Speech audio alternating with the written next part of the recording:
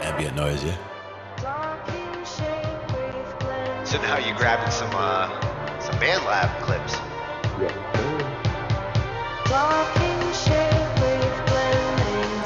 Now for me that would also be something where I would use like volume automation and like bring that from the bottom, like bring it in and then bring it back out. Kind of.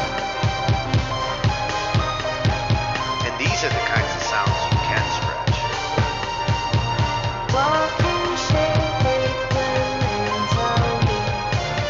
With this AI, like stretching it actually can be cool.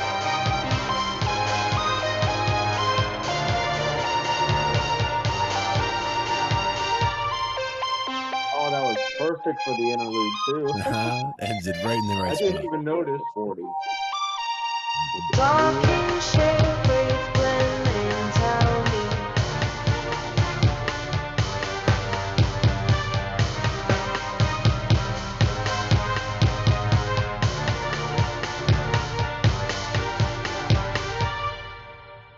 Realize the texture faded out at the interlude until it happened. I'm like, wait a minute. Sometimes you just, it was just meant to be that way.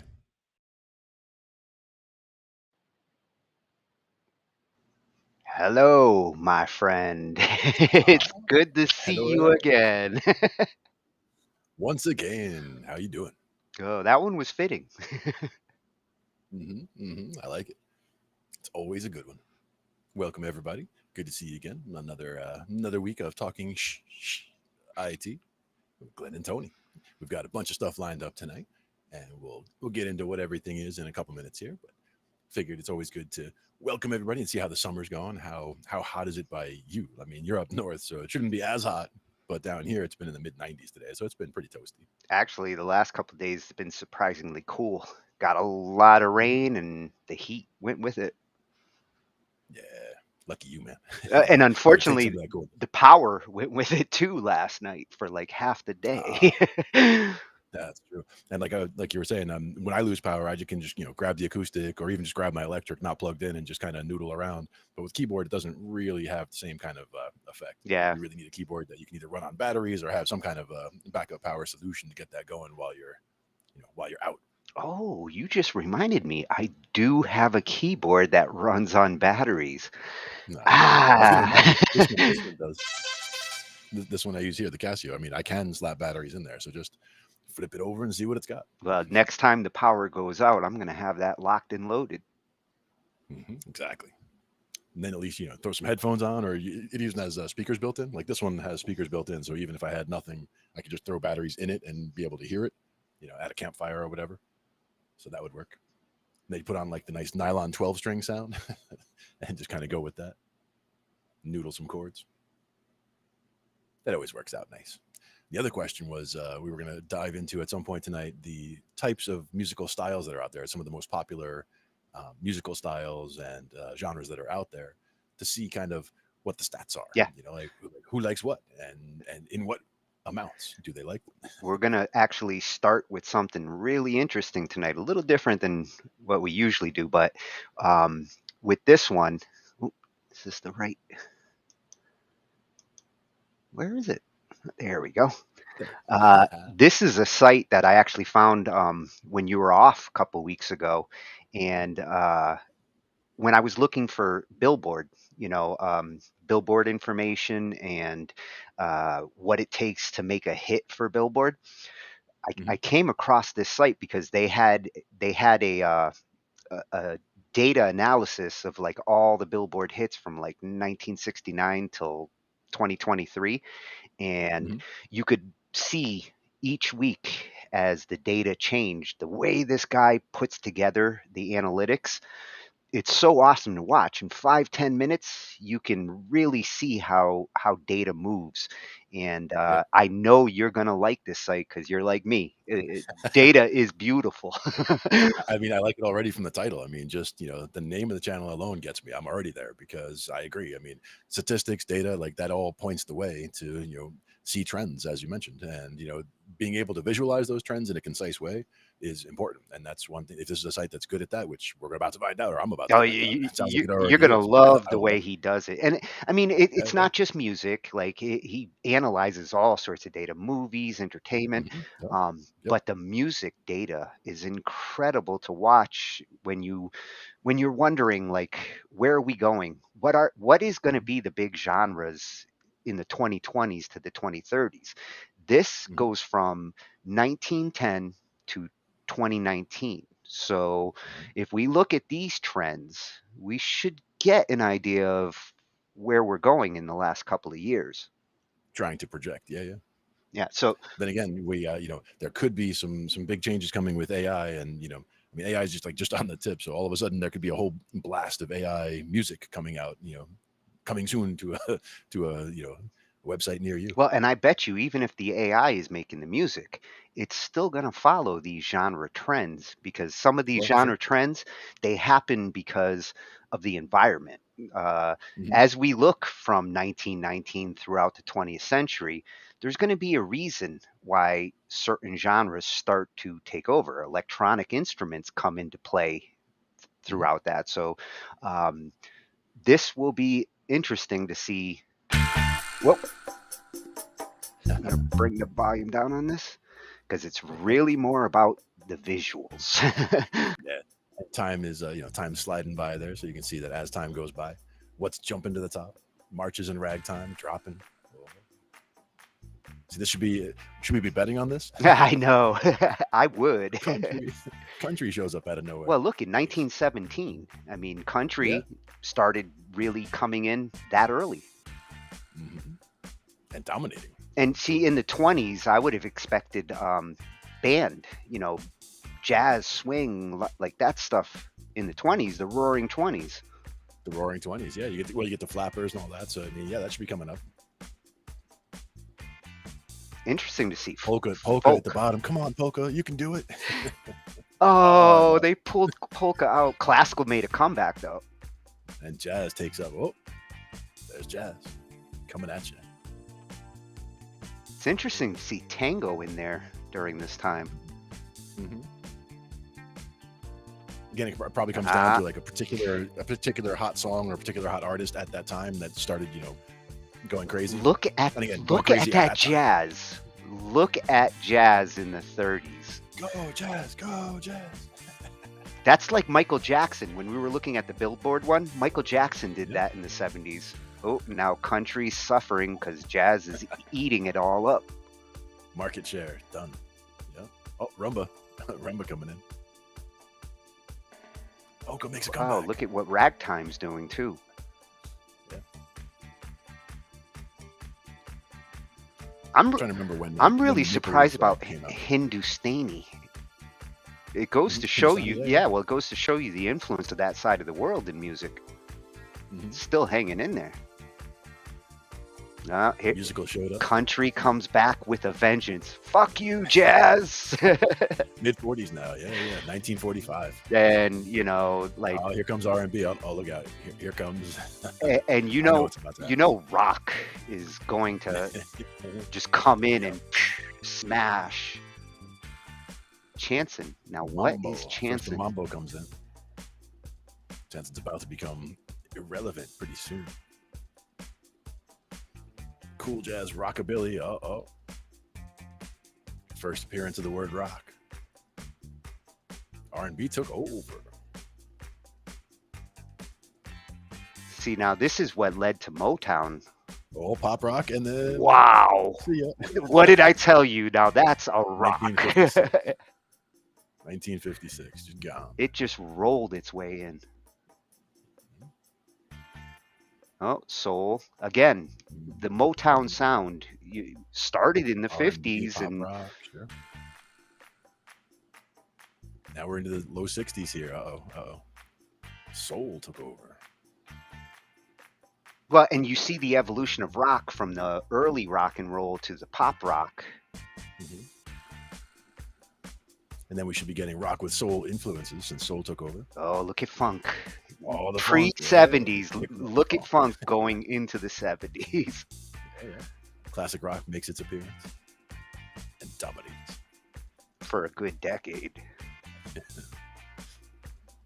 Up there having a fight with funk and country. Oh, disco. Who would have thunk it? See ya. Where did that come Out of from? nowhere. Coming up the outside. Wow. And, you know, Right to the top. disco really did dominate for a couple of years there. 75 here. Yep. Thinking about the songs that are coming out at those times for sure. New wave. Techno. Yeah, you're starting to see the synth influence here in the 70s.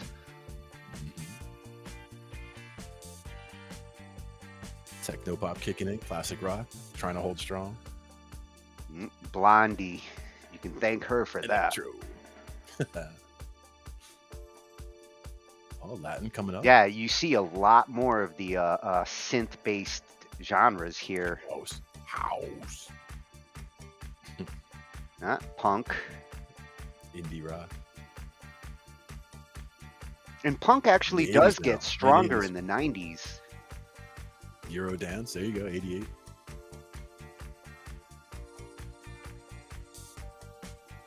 Alternate rock creeping its way in.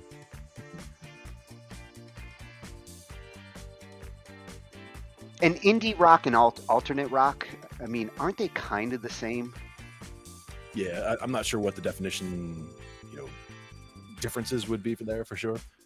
I could identify a song from one or the Wow, other. But they're I probably almost couldn't tell you what moving in the difference is. parallel too. hop and rap coming up. See, I'm really surprised hip hop wasn't dominating more towards the end of the 80s. At the end of the 90s now, 2000. Well, into the 2000s, you know, hip hop is like, look at what it's doing. Yep. And look how close they all are, though. Covering a lot of ground with that top 5, top 6. I'm really surprised with the house.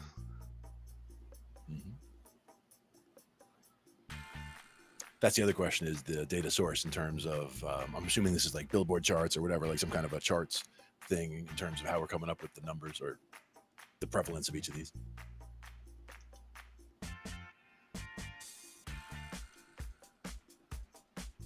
Techno pop's barely hanging on.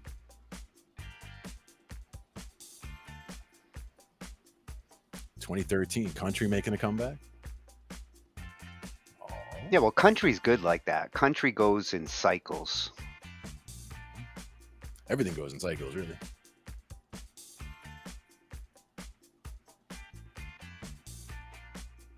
"2018. Latin and deep house fighting it out for the bottom.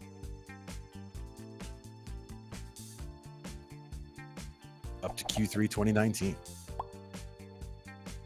Data is beautiful. And again, the way you look at it and the way you have the timeline set, all those types of things make a big difference.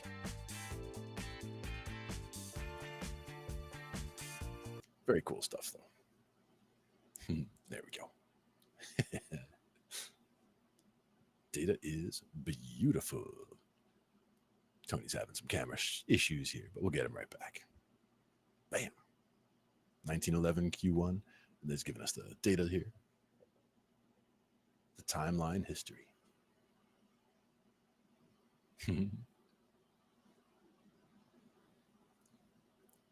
Why don't we put Tony back on the stage and then we'll talk about it. Hello. I'm back. There we go.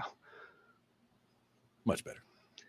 So he does mention how the numbers are relative to each other to reflect popularity change throughout the years. Yeah, not a percentage. Yeah. Using subgenres in most cases. Yeah. You know, because that's the thing is, you know, at certain points, like it just says rock, boom, and it took over everything. If you kept all the subgenres of rock together, then you wouldn't see the way things split out and the horse race that ensued. Very cool, though. I like the way that it breaks it all out quarter by quarter over the years. Yeah, and I mean, apparently he's doing this kind of as a student. You know, he's a data geek who loves visualizations. My kind of guy. Exactly. And that's the thing is the way you present the data can be, you know, can be critical, and in the way that, you know, you see things and the way things come around. And, you know, looks like Joe agrees with us there over on YouTube. He likes the chart. Yeah. We will look at more of these charts throughout the future. The musical data that he goes through, fascinating information. Like, given where it left off, what do you think? What genre do you think is really gonna dominate the next couple of years? Where do we go from here? And that was what I was thinking before. It's like, it's hard to project in terms of where you could go, because, you know, a new genre could show up tomorrow with a hit song that, you know, takes that entire subgenre, like just before, like takes it to the end of the charts, like takes over everything. And then, you know, everything starts to sift out from there. Or it could be that, you know, one of the tried and true genres that's already out there has the hit come out and really, you know, run away with the race, so to speak. It's hard to say, you know, but I'm just thinking that as AI comes around and as things seem to be, you know, accelerating at such a pace that it's harder and harder to anticipate further into the future at this point. You know, even just a short distance in the future, so much can change that it's hard to really jump ahead even further and get anything useful out of that data. Yeah, see, normally I would say like the culture, the listeners kind of dictate where genres go. But with AI, it's possible we're heading into a future where the AI might push us towards certain genres just because it thinks this is the kind of music to make. And also the algorithms, I mean, or even just the preferences, where if one particular song happens to go mega viral, you know, it could even be a little stupid video, you know, if it goes mega viral with a song in it, and that song becomes popular all of a sudden, millions if not billions could flock to it all of a sudden, and that really would skew numbers like this in a way that weren't possible back in the 50s or the 20s or the 30s.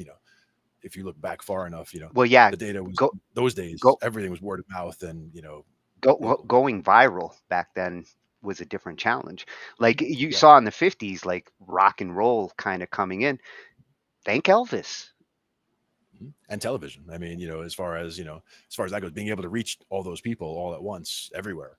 I mean, newspaper was something that, before that, news got around, but it didn't get around at the speed that news gets around now. I mean, like I can watch, live volcano stuff going on in Iceland or whatever. I mean, there's, the data that we have at our fingertips is just incredible. People back then couldn't even conceive of having that much information at hand. But a lot of times that can get you information overload too, or, if you're only looking at bad news, everything seems negative, everything seems depressing. All of a sudden, everything is, gloomy. But if you're only seeing good news, everything seems rosy and happy and everything. But there's, the truth is somewhere in between, where it's important to understand what they're saying, in Gloomtown, and it's important to know what they're saying in Rainbow Town, and kind of be like, okay, I can see why you think that, and I can see why you think that, but I look at the data and find, make my own decisions as to where on that spectrum of, complete gloom to complete rainbows that everything is, as far as making sure that I try to stay grounded in reality, but with a scientific view of everything. And with a scientific view, the most important thing that people don't realize, they say, oh, you depend on science, you put your faith in science, this and that. And it's like, well, science is a process. So it's not saying, if somebody says one thing, that doesn't mean that thing is all of a sudden now, oh, that's the truth, and we just all jump in line behind it. In science, for something to become published and accepted and consensus, it means that all of the, like, not all, but all of the relevant people in the field had the opportunity to look at the data and try to replicate the data, or look through the data Well, themselves and try to consensus is the key. I mean, consensus is the key. science depends on consensus, at least in the old days. Now you got some scientists who sometimes try to skirt around consensus and just say this is some kind of rule or law, but it does require consensus amongst other scientists to be accepted. Now, the other thing is there are people, there are scientists, like you say, that are not accepted, or they have an opinion or a theory that is not accepted by the consensus or the mainstream.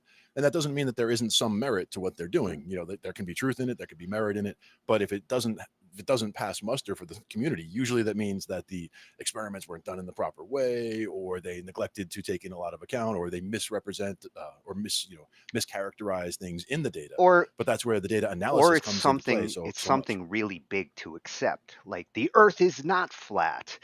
It's not like we went overnight and started believing the Earth was round. It took time. Was it Newton with the apple? Like gravity, all of that took time to get to a consensus. And a lot of that came down to, people need to see the evidence for themselves. And in a lot of cases, like with Newton and the apple, like anybody can replicate a gravity experiment at home. Like take an apple, drop it. Which way does it go? It goes down, right? I mean, that's, anybody on this planet can do that right now, and it's going to work. You can drop an apple and it's going to hit the floor, just because that's the way gravity works. And that's an easily replicatable experiment. But the question was why? Yeah. And, because the apple has mass and the Earth has mass. And if you look at the point between them, you're actually looking at the midpoint between the center of mass of the Earth and the center of mass of that apple. And guess what? That's way in the Earth. And, that's where they pull to. And then both the Earth and the apple pull towards each other. So the Earth is getting pulled to the apple. And when you let go, they both go to each other. But the Earth doesn't move very much because it weighs a lot more than the apple does. But, there's just, theories like that. But again, the main point was that, when it comes to consensus, it's not that everybody has to be a sheep and follow along and all of that, but it's more that everybody looks at the data, comes to their own conclusions. And if they all, if more than most tend to agree on something, we've come to a consensus that, yes, that does seem to be the case, because we've looked at the data and we've analyzed it multiple ways. We've looked at what the naysayers said, and we've come to a conclusion. Yeah. And when you're talking like the science of music, like what we just saw there, music also falls into consensus. It's true. And again, the different styles, different choices, different things that become popular at different times, all of that comes around at different times. And it's cyclical, like you had mentioned. Like something will be popular at one point and then it falls out of favor, like disco. It falls out of favor and then it comes back with a vengeance, and then whatever. Like maybe now is the time, maybe the 50-year anniversary of the 70s is where where we end up with disco coming back strong in the 20s. Who knows? Yeah, and you will see some claim musical science. That Billboard night that we had, several of those videos, the topic was like, this is the way to write a hit song for Billboard, and they presented it like musical science, like you follow this recipe, and this is what will lead you to a hit. Even though they And that's consider it a science, it doesn't come with the guarantees that, like, you could write the greatest song, follow that you always have to recipe, take anything like that with your mileage may vary. and then you have other parts of musical science where, like, understanding the way frequencies work and behind why an instrument sounds the way it does. Yep. And why you don't make a Stradivarius violin today, you know? It's like, it has to do with the wood, it has to do with the craftsmanship, it has to do with the impurities, it has to do with a lot of things. But to me, I'm thinking, you know, it's not that you can't make one today, it's that to make one, a lot of things, and things that are environmental as well, with how you actually grow the wood to make a Stradivarius, and then not to mention the craftsmanship that went into it and all of that. But we understand how it And was made. So how many that's, you know, customers how many customers you can possibly have if you got to sell it for 10 grand. Italian Stradivarius. Get some really nice. That's right. We did see somebody play a $10 million violin on one video. Yep. And that's where you take, you know, the whatever, you know, the $100 violin, the $1,000 violin, the $10,000, and the $100,000, and you see what you can hear between them. And that's the thing to me. Usually, once you get beyond the entry level stuff, where you can, you know, some things are really just kind of slapped together.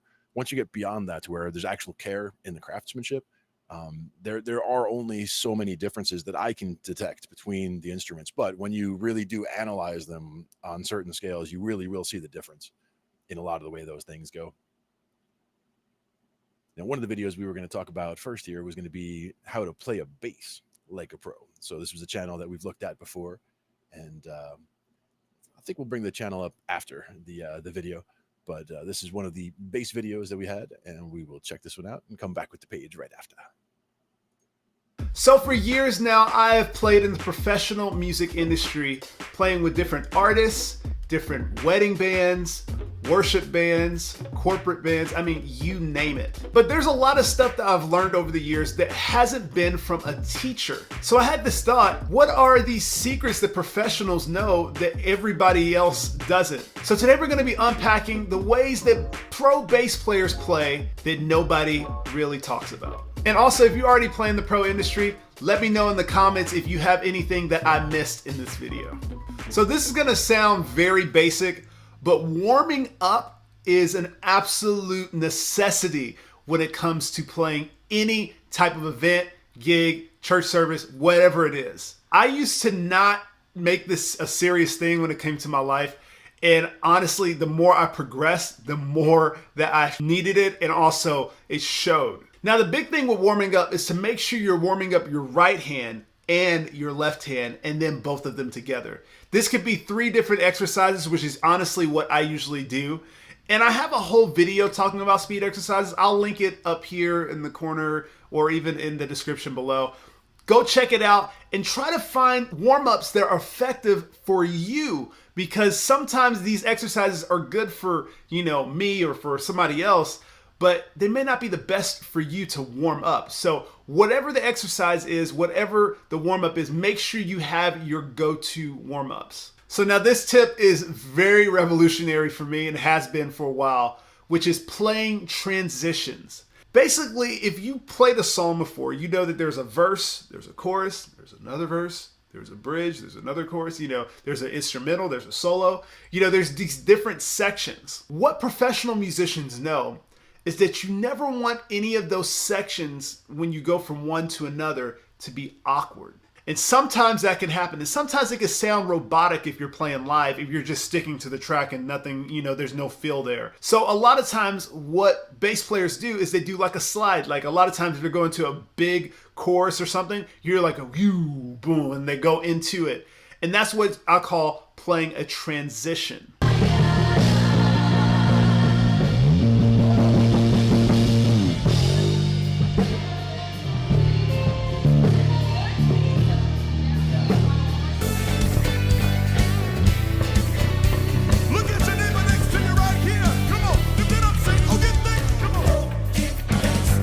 So when you start to learn and like figure out these different transitions, it can help you play your bass in a better way. If any of the musicians are like dazed off into space or something, whenever you do like a cue, like a slide or anything like that, what that does, it tells the band and the artist, hey, we're going to this next section, so come in. All right, now space is king.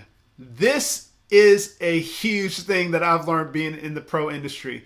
And this is a huge sign of someone who is like seasoned versus someone who is not very seasoned. One of the biggest signs when I go to a concert or anything like that, and I'm listening to an artist and I'm listening to a band, the way I know there's professional musicians in the crew is when I feel and hear space. And what I mean by space is that there's not licks happening every line, or there's not licks happening every second of the song, but you feel and you learn the music, and then you're like, oh man, yeah, that feels good. And then when they do a lick, it's effective and it hits you in the gut, and you're like, oh, wow, that was sick. That was crazy. But that's something that seasoned musicians know that beginners, intermediates, and people who are not very seasoned don't know. And the reason why that is because the music is the priority and not the musician. When the musician is the priority, then it's all about them. It's all about self. It's all about, oh, I'm gonna play this lick here. But when the music is the priority and somebody's hiring you to do a job to make their band and make their sound good, then the music is the priority. Now, if you sprinkle something here and there, that's great. But the thing is you're taking that self aspect out of it. And that's how you really know a professional understands that space is king. Thank you to Skillshare for sponsoring today's video. So Skillshare is an online learning platform that is a step up from just online videos like here on YouTube. Basically, if you have a skill that you need to learn and you need multiple ways of learning it, if it's in a PDF, if it's video, if it's, learning music and you need chord charts, this is an incredible place to find all of those things in one area. So the way it works is that you sign up by going to the Skillshare website. Then you go to the home page and type in whatever skill that you need to learn or that you want to learn. And so for video editing, for example, all I do is just type in video editing. And once I type video editing in, a whole host of courses comes up at the bottom, and I just choose whichever one that I want to use. Then after you get into the course, if you already know some things, some of the basics, you can skip through and just find the things that you don't know, or you can go all the way through the course starting from the top.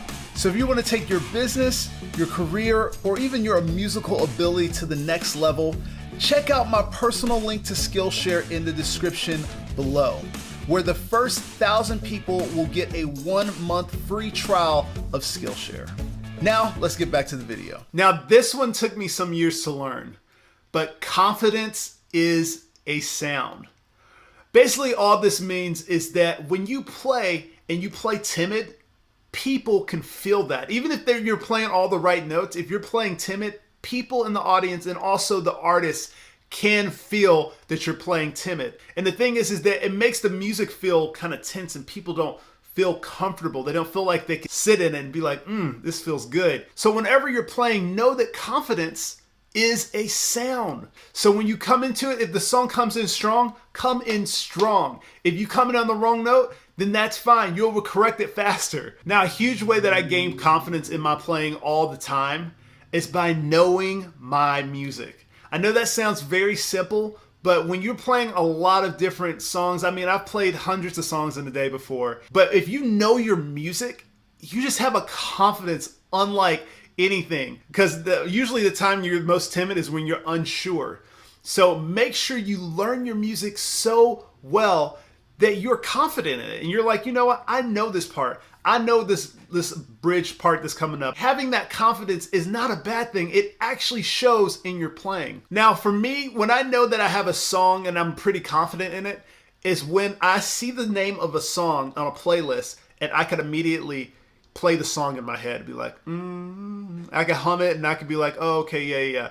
I know what happened there. I know what happened there. But for me, that's how I know, because I can generate the thought in my head and the sound in my head. Like I think about the bass part and know, oh, okay, that's what the first verse is. Oh yeah, the second verse has got that thing. But when I know that I'm not going to be confident in it, is when I look at the song and I'm just like, how does that song go?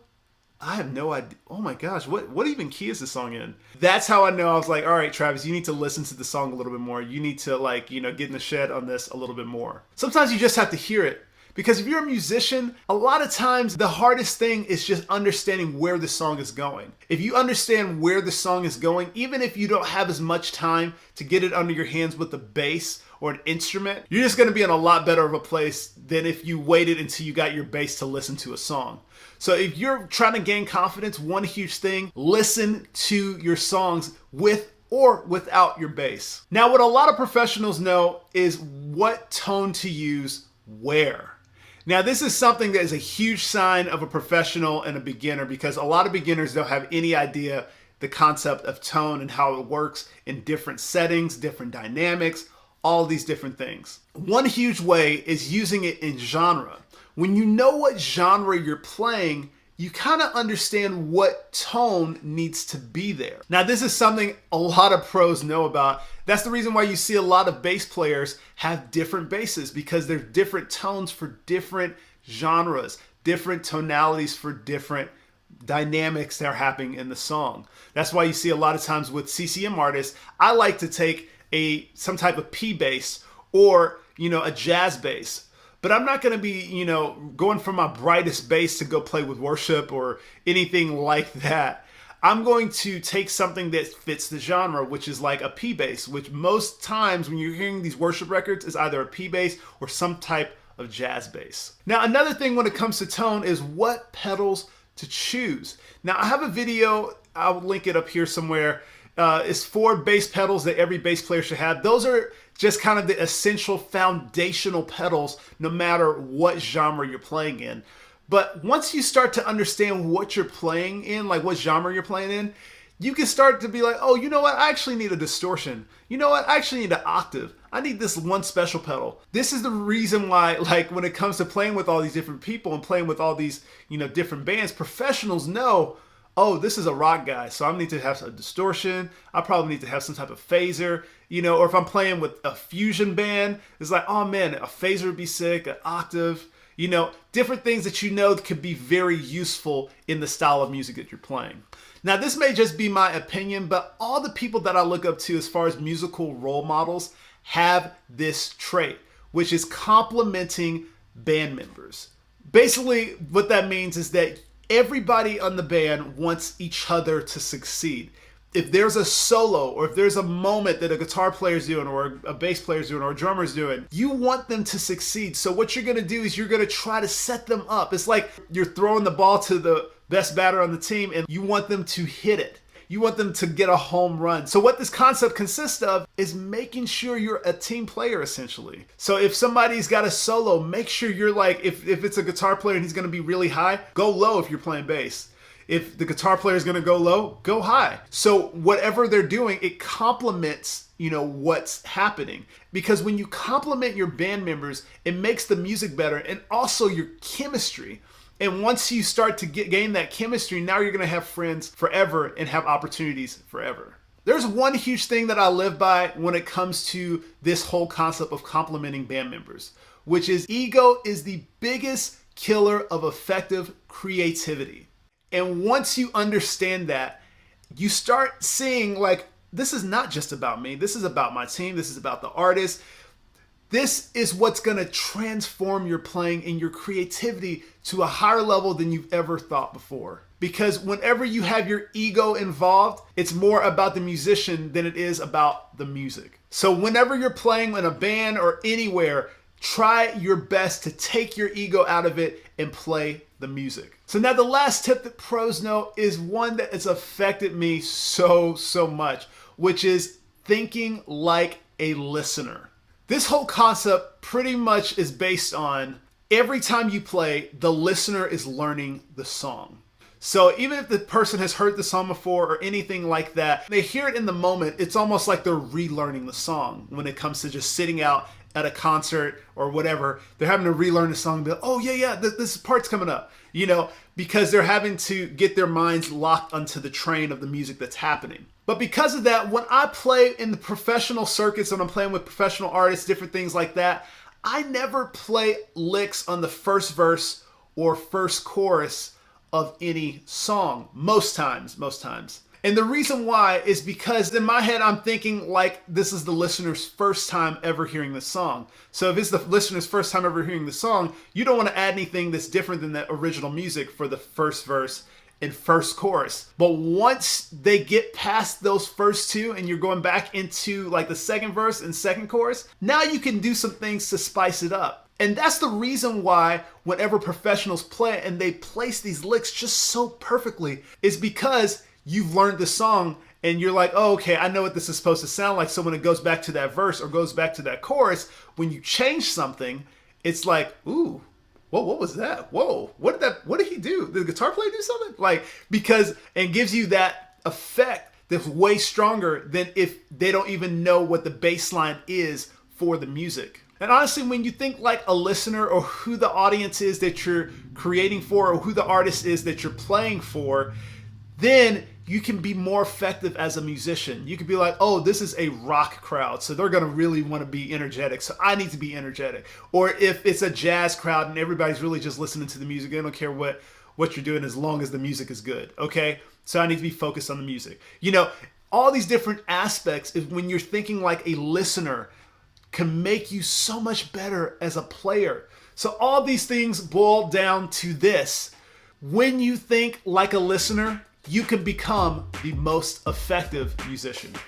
So no matter if you're playing in the professional music industry, if you're playing just a local gig, or if you're playing in church, all of these different ways of playing bass like a professional is going to help you. It's going to help you get more opportunities. It's going to help you be a better musician and have a better music life. And honestly, it's just going to stretch you to be just a better person in general. So make sure, take every one of these and try to apply it into your music life. If you guys enjoyed this video, make sure to comment below, or if I missed anything that you know that would be a really great help to anybody else in the bass community, let me know in the comments. I want to give a huge thanks to Skillshare for sponsoring today's video. Thank you guys so much for your support. I'll see you next time.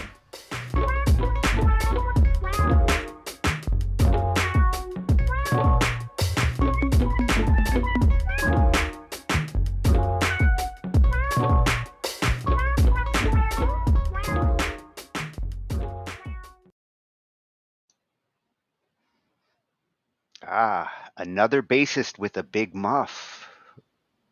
Yep, the big muff. You picked that out. Oh yeah. Indeed. Travis That was one Dykes. that, let's see. Great find, I man. want to say it was the. Now this page, I'm seeing it coming up blank on the on here, so we might have to bring it off the stage. Oh, there we go. Nice. Just my graphics are behind. Beautiful.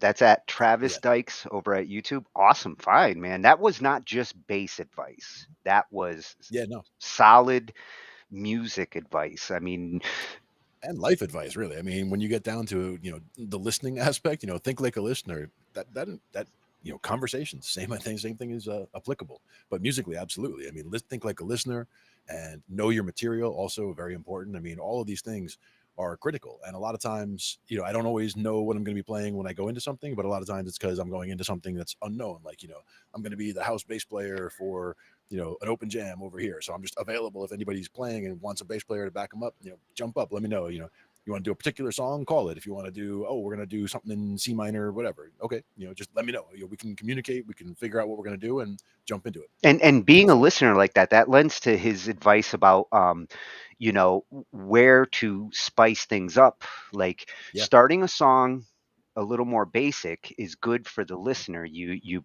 bringing them into the song, and maybe on the second verse or the second chorus, you start to add, you know, a little more dynamics to build things up. That was fantastic. And his space advice, something a lot of musicians these days don't do. They don't give things a chance to breathe and confidence. That particular advice was spot on. Confidence is a sound, and people can hear it when it's not there. Oh yeah. On the space question, what it reminds me of is when, you know, when humans are small, you know, you learn how to crawl, and then you learn how to walk, and then you learn how to run. And basically, as soon as you learn how to walk and run, you're gone, right? I mean, you're just walking and running like all day long. You just that's like the little guy upstairs. Exactly. So when you're learning how to play scales, it's like as soon as you get to the point where you can confidently, run all over the fretboard, sometimes people they get to that and they just once they started running, they've never slowed down since. Like they've been doing that for 30 years now. They just keep and it's like, you got to know where to put that space. So that's why to me, I always would recommend to anybody learning an instrument, like learn something like the blues, because the blues is a very simple structure, but there's so much space and so much emotion in there that if you learn to be able to speak in the blues, like if somebody just said, hey, let's play some blues in E, and if you're just like, what am I supposed to play, that's where like just sitting down with it, getting comfortable with the different structures of the blues and things like that, because it's a very simple style, very simple structure to get started with, very simple way to have commonality with other musicians, even if you've not all played together before. If you all know how to play blues in E or whatever key, then you can just sit down and play something, Yeah, So that's one of those that I recommend. and it's a genre that, depending on what others like, you want to play rock or even folk and some of the other ones, blues is a good stepping stone to those other genres. Oh yeah. Which goes to And it'll his get you lots of tone. pentatonic work. His tone Yeah. advice Oh, yeah. was relevant there, because you're going to want certain tones for certain sounds. Exactly.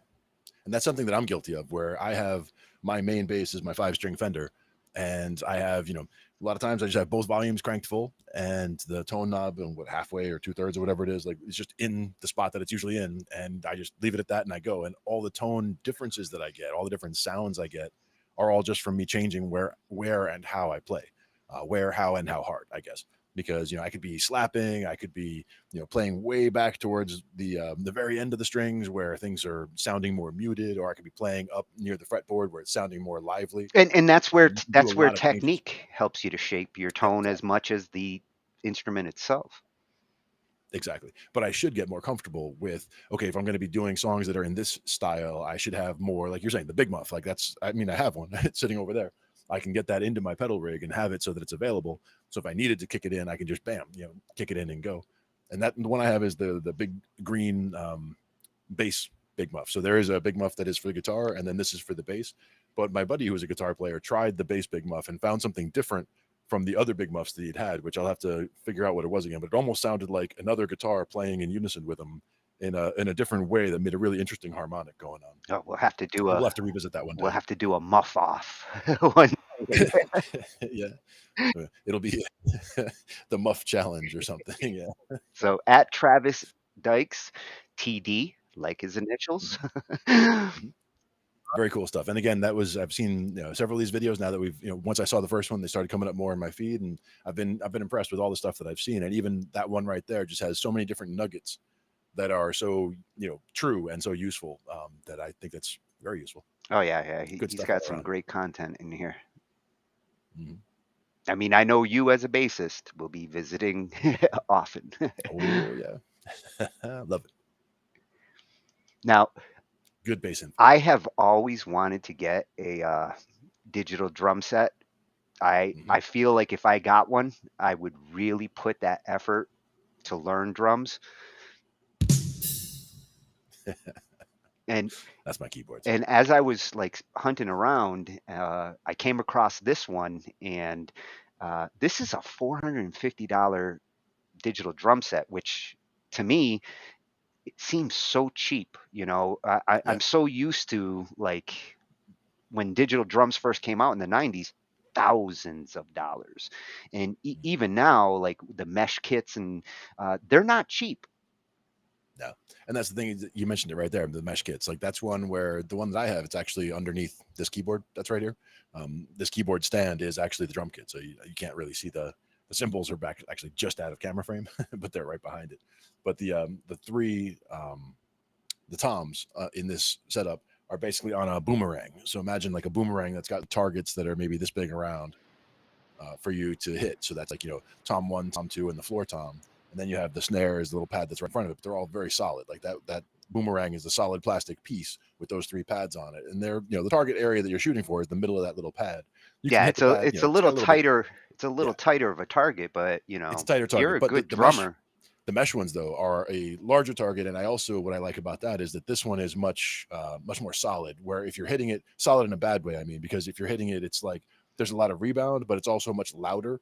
And, you know, normally if you had a mesh kit and you're hitting mesh, it's much, much quieter because you're just hitting essentially a trampoline, which, you know, doing, doing, doing as it's hitting. So it's not everything making a I've huge slap sound. Everything I've heard from drummers who converted from analog kits to digital kits, the reason why they have liked the mesh and some of them have converted is because it gives that tactical feel that some drummers really need that. Like rubber tactical feedback kind of changes your playing. I will say that if you're well centered on these little pads, like if your targeting is very good and you're, you know, a drummer who's used to drumming and you just got this as a thing just to have off on the side to practice on, it would be perfect for you. But if you're somebody who's just starting out on drums, I think you'd get a lot less consistent results, because if you're not hitting the center, like, you know, 2-inch circle of that pad, you're not getting the same rebound and the same sound that you would be getting if you were hitting it right. But if you have good targeting, you can just like cruise around like that, because it does have good bounce feedback from there. But I would much prefer a mesh kit. But the kit I have, I think it was one that was maybe $120. So it was something that was literally like one step up from a toy. And what you're talking about here is now like getting into the serious, you know, electric drum kit, which I'm going to enjoy. Yeah, that's something I would look at for sure.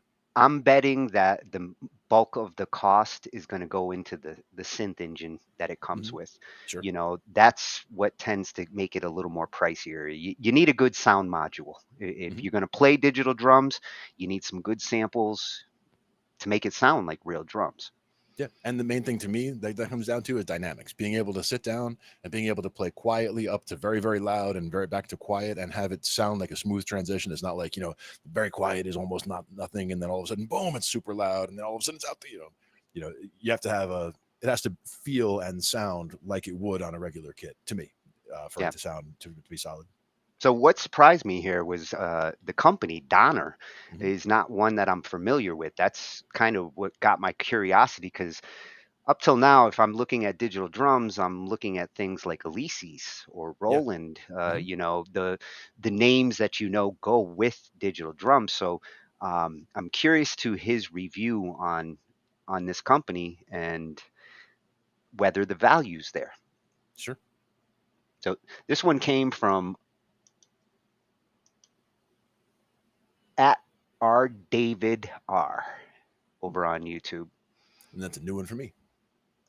And he is a drummer. Nice. And this is the drum set is way more fun than it should be. Let's check it out. Yeah, $450.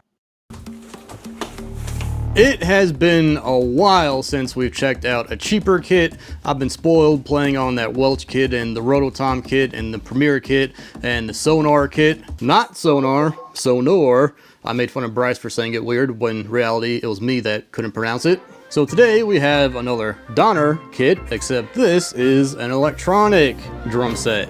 Everyone has been asking why I never show electronic kits on the channel, and to be 100% honest, I had what was the worst experience ever with one of the cheapest electronic kits that are out there, and ever since that moment I've been a little bit scared. That was a couple years ago though, so hopefully this one actually works.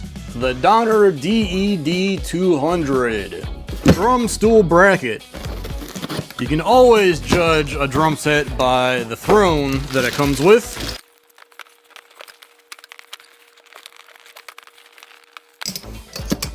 This one's not the best, but not the worst. It is pretty wide, which you don't see on a lot of cheaper kits, so hopefully the top is nice and plush.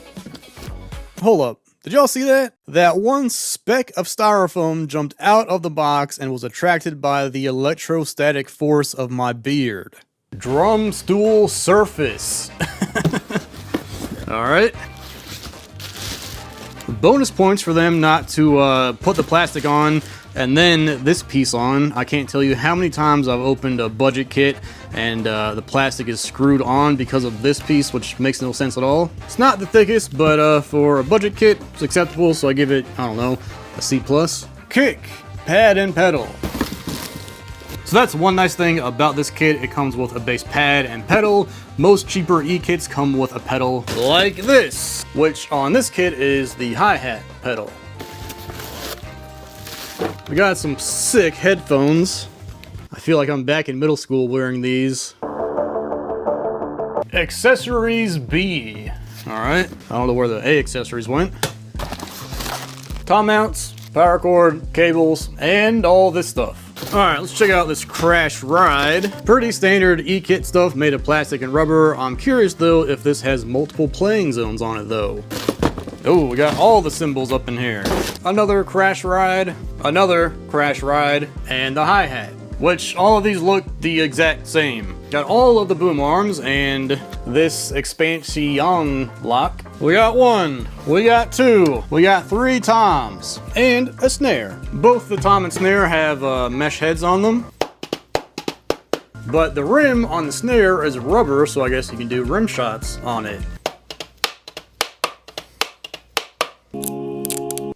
Oh, what?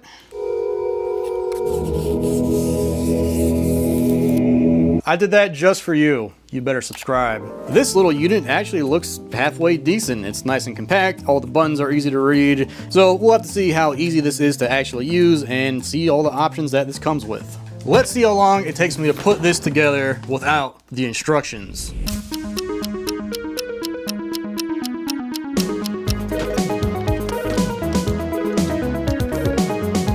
I definitely need the instructions, or at least a picture.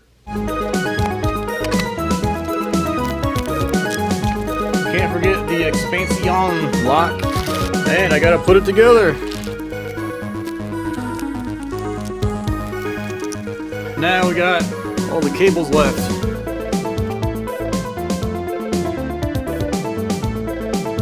Finally, the power cord. What's that, about 20 minutes?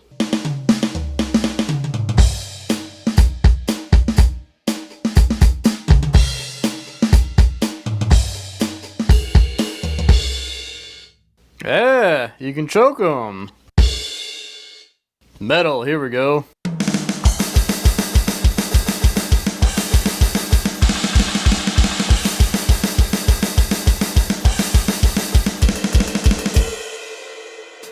There is an ambience knob, so let's crank some ambience up.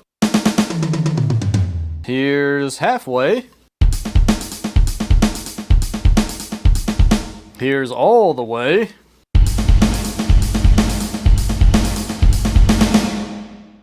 And back down to nothing. Speed metal.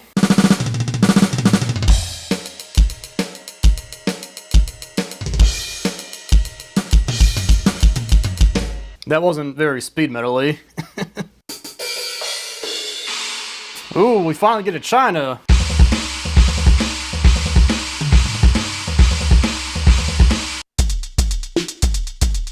Oh.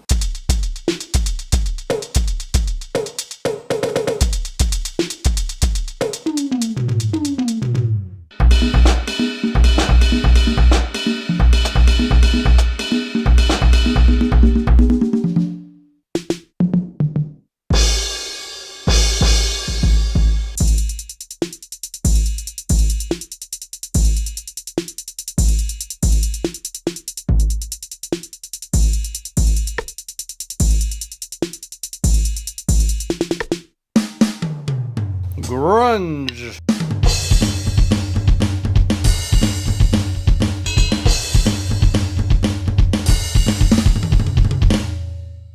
Again, totally not a grunge beat.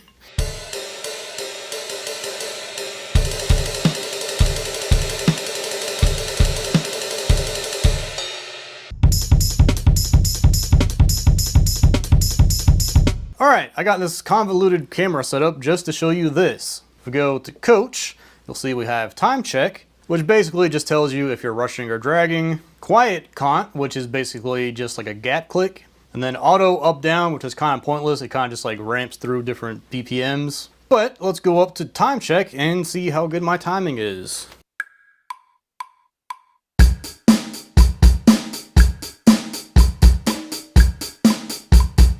Oh no, I'm fast!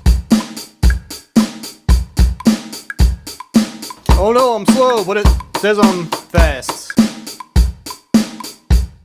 Score 59. So I kind of did that on purpose, but It doesn't really say if you're slow, it just says if you're fast, and if you're slow, it says you're fast. Let's see how smart this really is, though.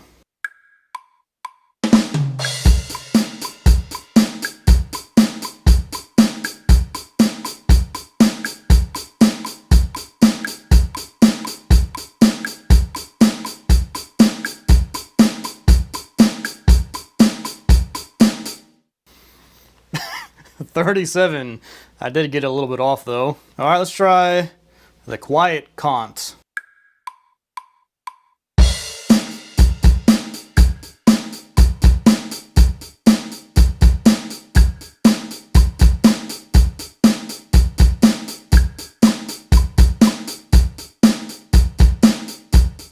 Oh, 100. So this is actually a really good tool for helping with keeping time. What's really hard is when you play a fill in those gaps.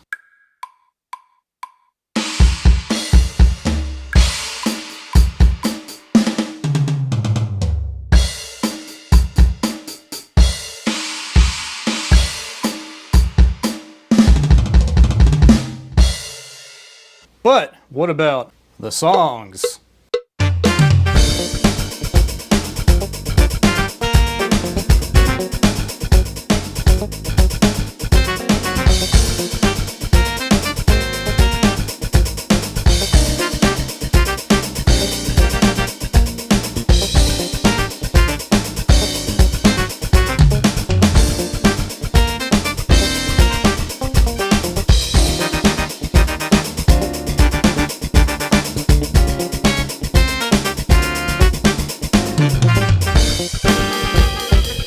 Playing along to tracks like this brings back a lot of memories. One year for Christmas, my sister got an old Casio keyboard, and I would steal it, put it on song mode, and drum along to that thing all day long. But then I was able to upgrade to this thing, a Boss DR5, which this thing and that Casio have very similar sounding tracks to this Donner kit. So let's keep going. I think the next track is the key gen type beat.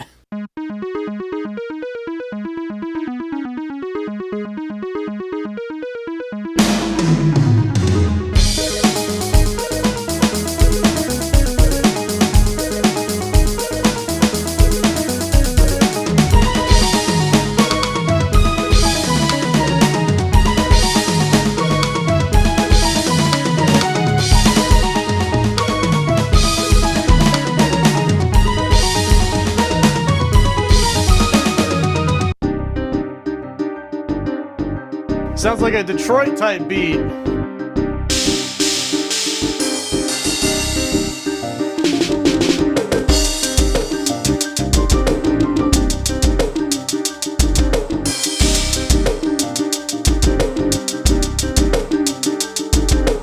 I am kind of skipping around because there's 50 songs on this thing, and a lot of them, like this one, aren't exactly my style. So let's scroll some more.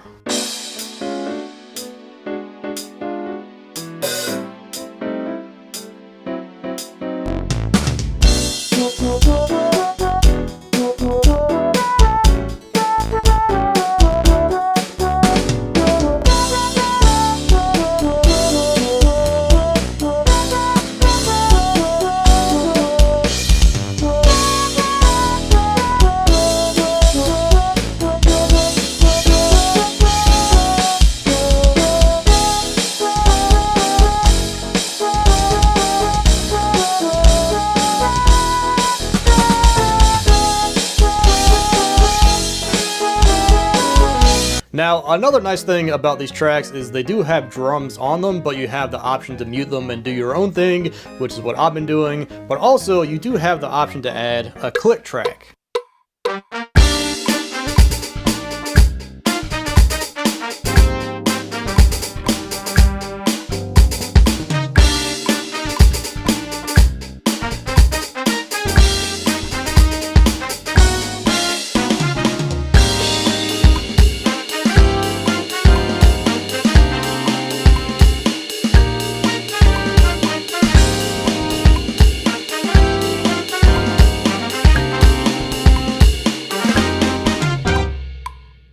For my first time diving into an E-kit, I gotta say that I love it. 30 preset kits, 50 songs to play, plus all the little coaching games make this a really fun kit to play. And as much as I complain about cheap thrones and headphones and everything, it's actually great that this kit comes with everything you need, including drumsticks, and are the kind of things you'd rather have and not need than need and not have. So I've had a blast checking out this kit. I'll probably set it up in my office or something, but let me know in the comments if you play an E-kit, and if you are interested in checking out this kit for yourself, you can follow the links down in the description.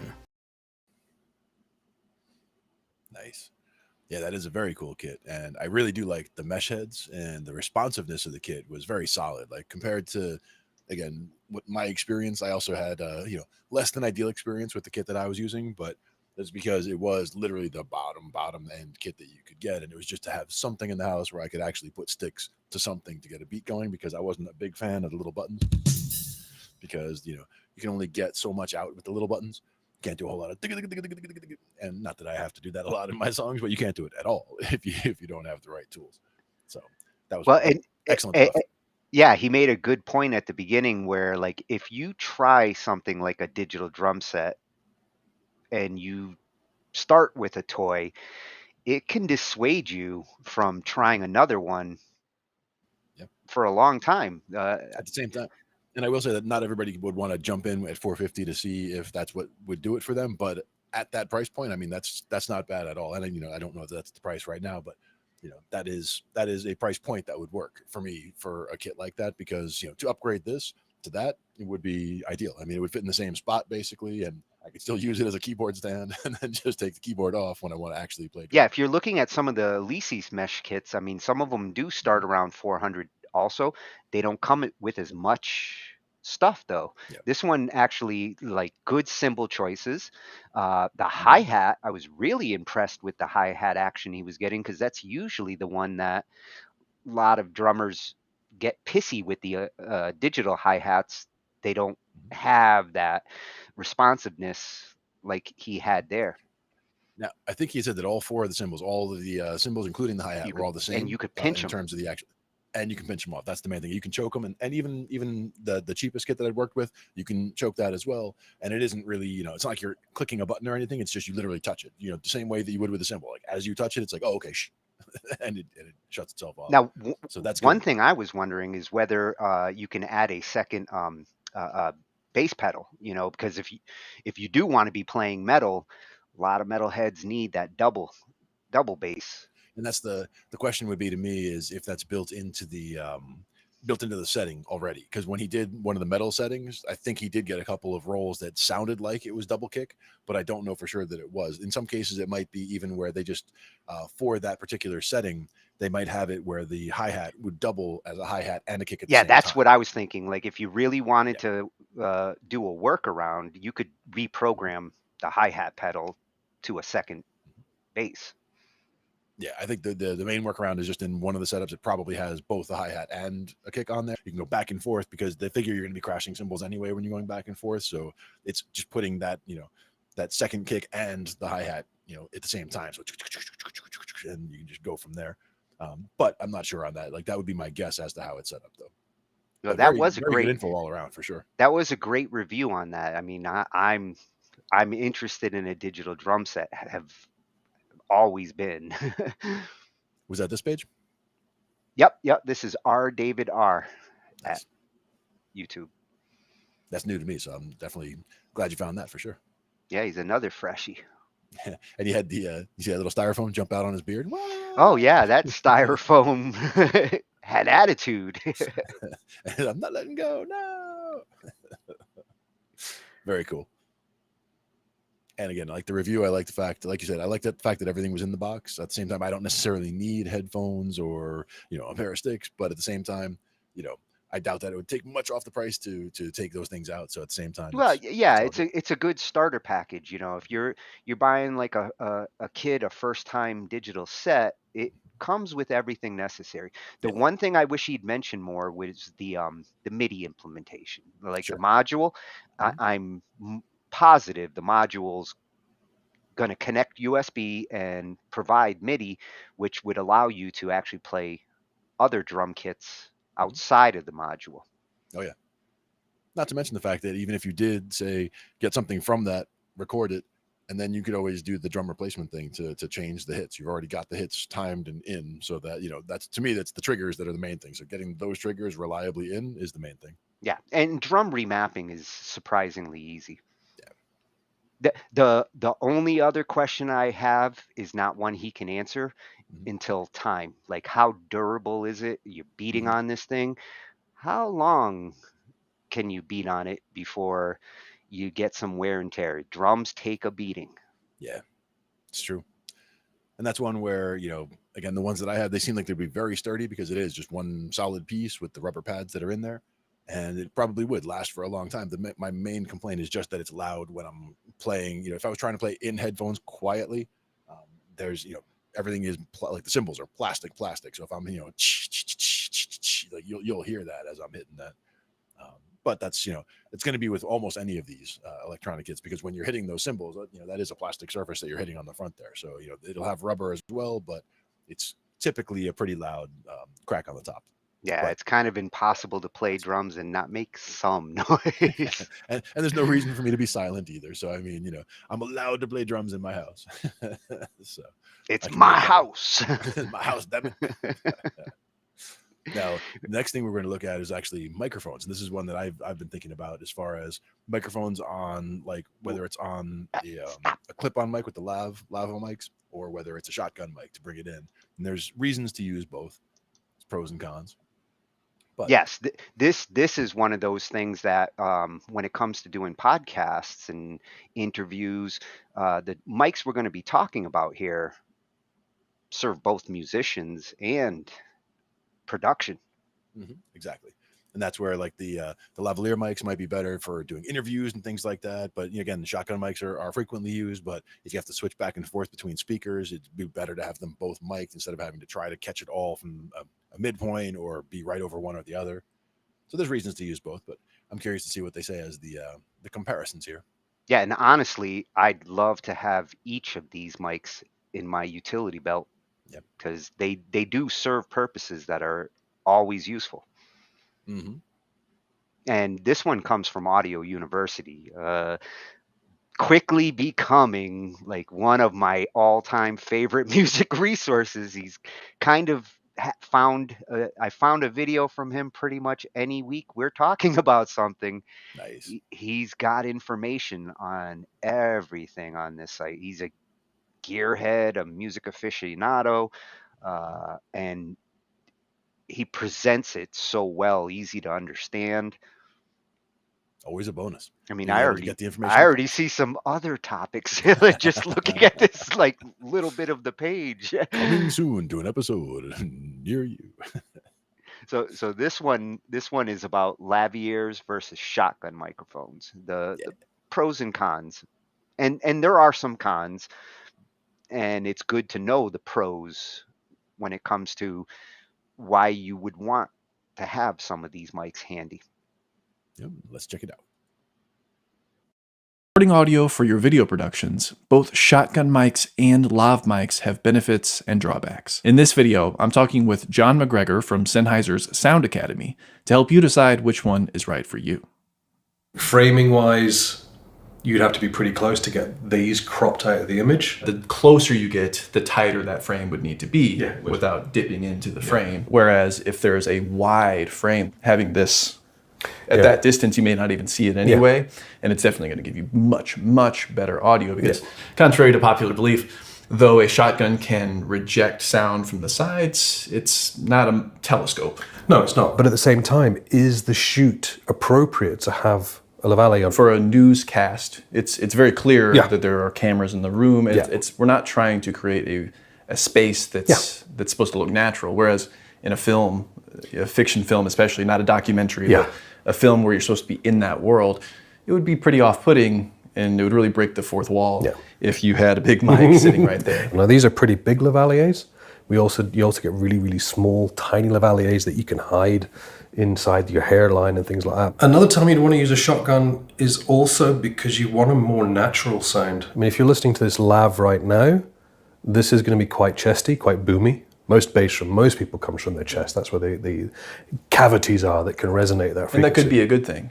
That can be a very good thing, but it's not the most natural sound that we're used to listening to. I mean, we're sitting here in this room. This room's not too bad. It's a little bit reverberant in here, but it's more natural. This is very intimate and close. Yes, it will pick up a little bit of the room, obviously, because it's an omnidirectional microphone, but that's more natural than this is. But there are some seriously reverberant rooms, and in those cases, you are using a Omni Lav here, but there's also the fact that it's much closer. So though it has an omnipolar pattern, it's much closer to you, so that ratio between the direct sound and the reverberant sound would be much wider. Yeah. The shotgun is much further away, but it has this interference tube that allows it to cancel sounds from the sides. Shotguns are really useful when the on-axis sound is quite different than the off-axis sound. Very much so. You can end up with reflections actually being directed back up the barrel of the shotgun. So obviously we know that the shotgun needs that interference tube to help cancel out side noises. In a reverberant space, you could get some of that reverb, that reflected sound going back up the barrel, straight direct sound. And depending on how long or how short that reflection is, you could end up with phasing going on. So you could get a real phasing issue going on where you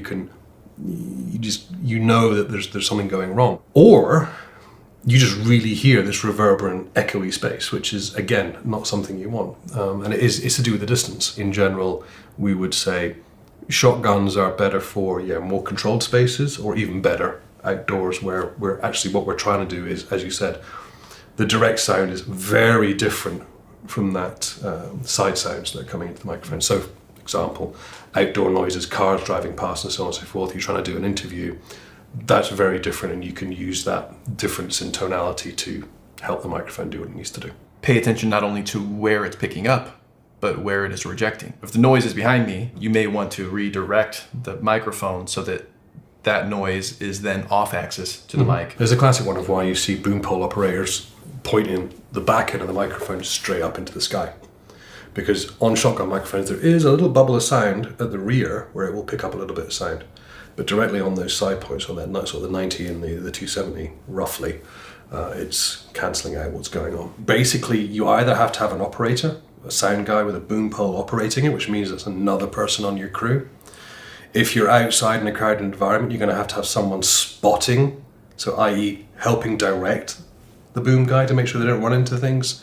That's another person on your crew. It becomes very restrictive for the people who are being recorded. This is an omnidirectional mic.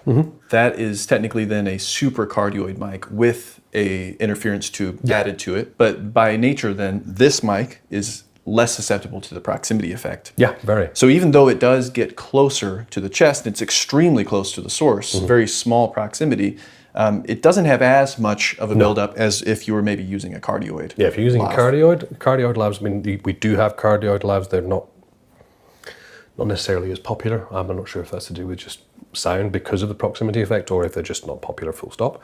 But yeah, a cardioid being this close is within, well, that's more than 5 centimeters, but 5 centimeters are kind of our rule that you'll get a 6 dB boost in bass frequencies in proximity effect. Is that a good thing? Again, it depends on what people are wanting to get from the sound, but the Omni will give you that natural, unaffected sound. There's no bass boost going on, and obviously other effects. I mean, Omnis as well, a great thing for kind of sort of being outdoors, is Omnis don't really suffer from wind and noise so much, and specifically don't suffer from popping noises. So if you get that, they won't suffer from it, even though they are kind of down here. As you said, if you're looking, if I'm looking down and I'm talking, I'm doing something on my computer, and I could go puh, and it will hit it. Whereas directional microphones really suffer from wind noise and popping noises and so on. So a shotgun outside is one of the reasons why we have things like this to help with those windy days. Yeah, and just for those who are unfamiliar, this is a tube that the microphone can go into, and it just basically diffuses the wind. Wind is a huge problem, especially for a very directional microphone. There are also then solutions similarly for lavs. One of the ideas would be you want to use a shotgun because you really want to get this away from the talent, because as an example, you can hear this on the audio, talent can do this, and that's going to make a nice crunchy noise. Whereas the shotgun, that shotgun audio is going to stay nice and clean because the talent's not touching it.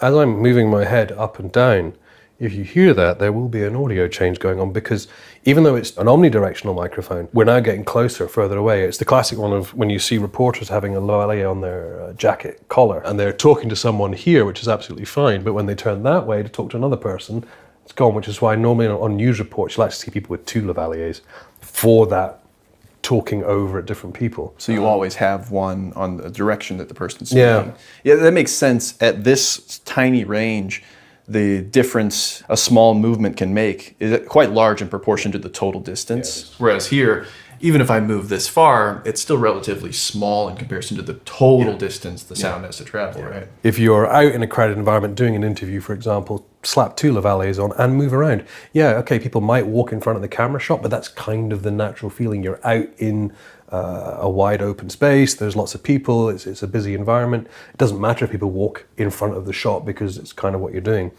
And it removes that restriction of being stuck to having some poor person standing there with a boom pole above their head the whole afternoon. Yeah, holding that above their head and being cognizant of shadows that they're casting onto the frame, or even dropping into the frame. Yeah, and I've seen that in professional films, because at a certain point, if that happened on the good take, it's like, well, that's the best take. It's the only good take in some cases, so that's what they used. Well, I think the best one was the season 1 of The Mandalorian. Yeah. There was a scene in there, I can't remember which episode it was. It's in the middle of one of the scenes, and you just see this shotgun going whoop, whoop, out the scene. Yeah, I guess they use shotguns even in a galaxy far, far away. Probably a Sennheiser one too. Probably. Most of the time, that audio will be replaced after the fact. So we're just trying to get sort of like a field recording of the film for reference later on so that we can match it up. The best method for a absolutely critical film shoot would be, if resources were unlimited, to use everything at your disposal. Have everything you can get your hands on. Yeah, anything is going to be better than obviously using the camera audio. So just as an example, this room isn't that bad, but here right now you're hearing the camera audio, and it's quite terrible. The lav audio sounds a lot cleaner, but again, it's subject to those different side effects that we've discussed in this video. And right now you're hearing the shotgun mic, which does have its own effects as well. Now you know how to make the better decision that's right for you.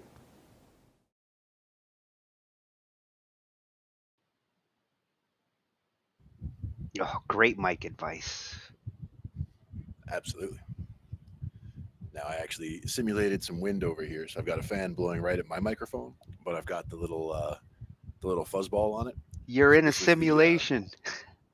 It's in a simulation, so like I'm a little bit quieter because of the going through the fuzzball, but at the same time, there's literally you can see the here. Let me do this. You can literally see the. Oh wow, that the really fuzzball. is a fuzzball.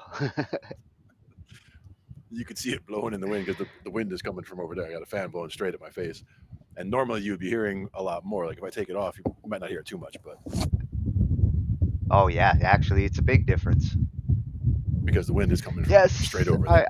I'm giving the weather. I'm in the middle of a tornado. I don't have hair to be blowing off the side, but if I did, but when I put that back on. Yeah, it does actually bring it down significantly.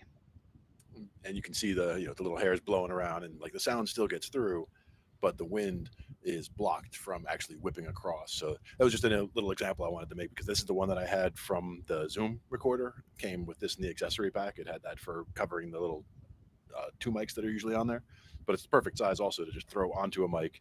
Now, if you were singing, like a lot of people, they want to sing up on the mic, and you don't want a face full of this. Yeah, yeah. You don't want to get right up on this.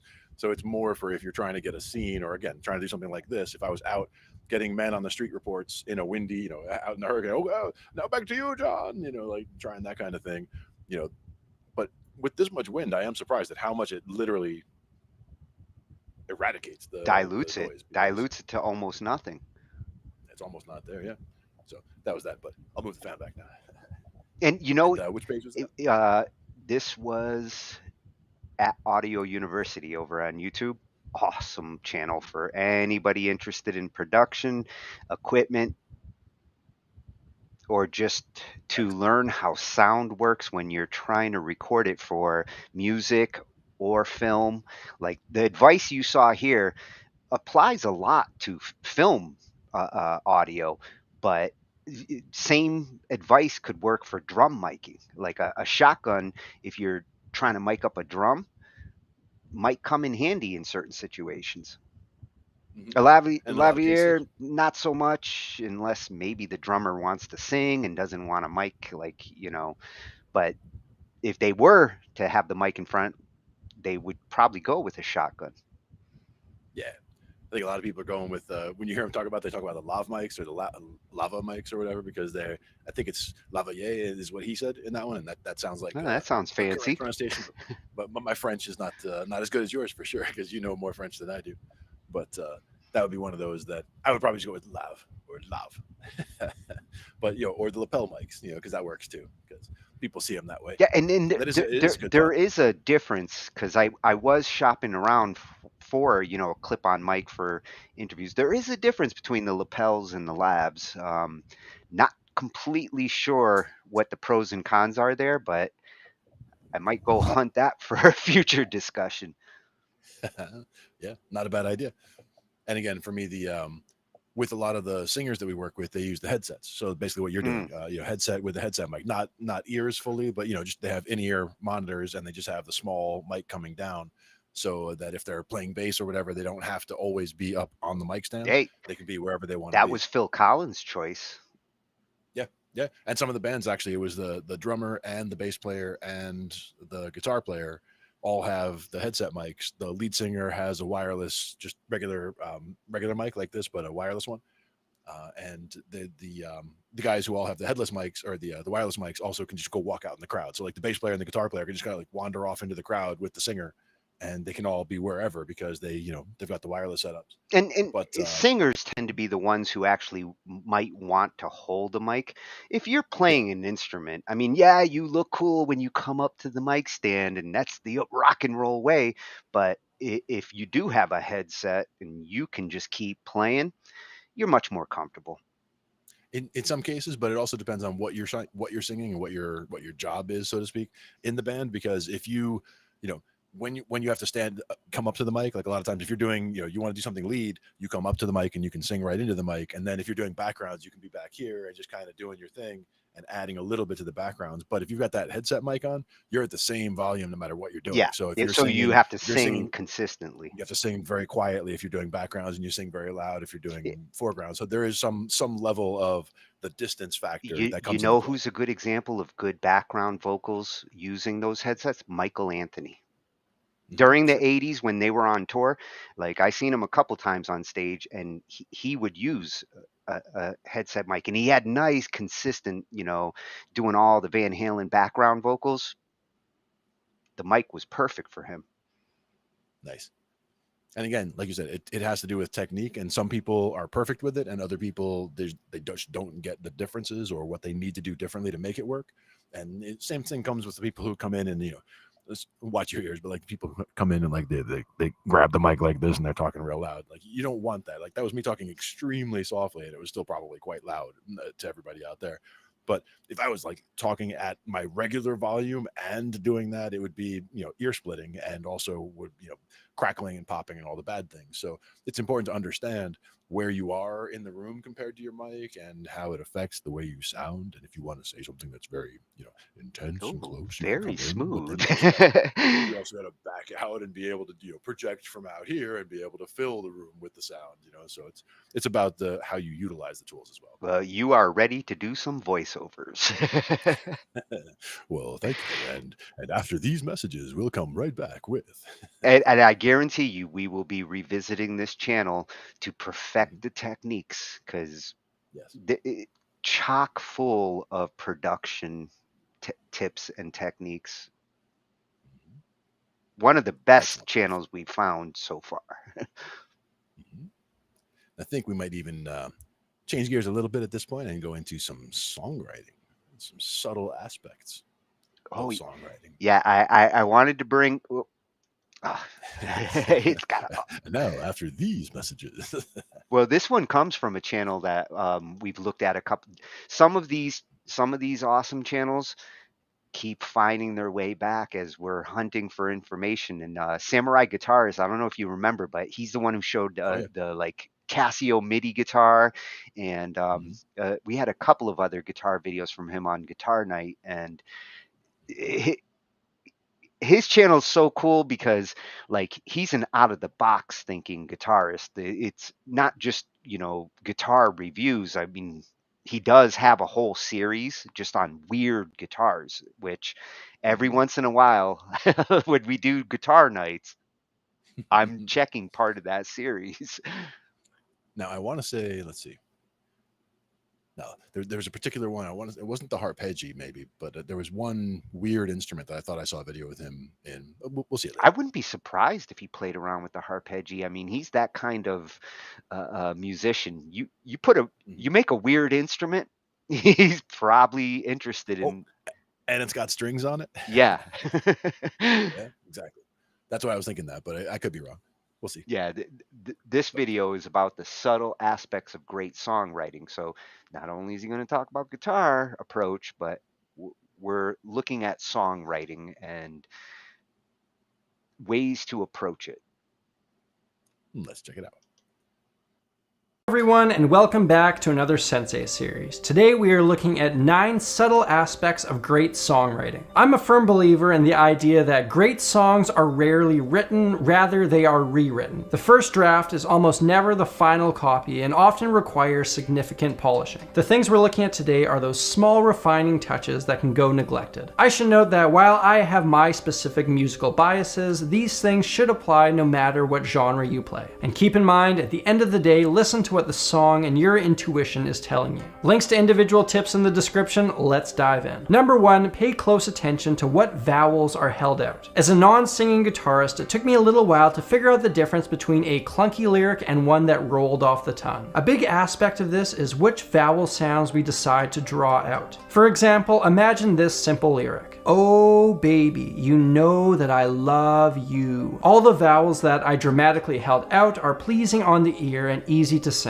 compared to, say, these vowel sounds. I see you at the end of the day. O's, ahs, and oohs often sing better than e, a, and is. Number 2, syllable placement. Like I mentioned in our last point, a listener will be more engaged in a lyric if it sounds natural and flows with ease. If we're stressing syllables that should be unstressed, we're going to run into some trouble. It's the difference between saying syllable and syllable. Take, for example, the lyric, Friday night and you're sitting there. Focusing on just the rhythm, it would feel very unnatural to sing it as such. Friday night and you're sitting there. Instead, it'll sound much better like this. Friday night and you're sitting there. I would recommend you take some time to talk through your lyrics. Record yourself speaking them as if they were poetry. Your dictation will make it clear where those natural stresses are. Number 3, chord motion. We're moving into some harmonic stuff here. Now, a tool to maintain interest throughout your song is by invoking change, making things feel like they are moving forward and different in some way or another. There are a few ways we can do this using chords. One thing I like to do is focus my different sections of songs, verse, chorus, pre-chorus, for example, around different chords. If I'm in the key of C, I have the chords C, D minor, E minor, F, G, A minor, and B minor 7 flat 5 available to me. If you need a refresher on how I came up with that, check out my video on musical theory. The first chord of your section often sets the mood for it. So for my verses, my progression might start on a C chord, my pre-choruses a D minor, and my choruses an F. Let's hear what that might sound like.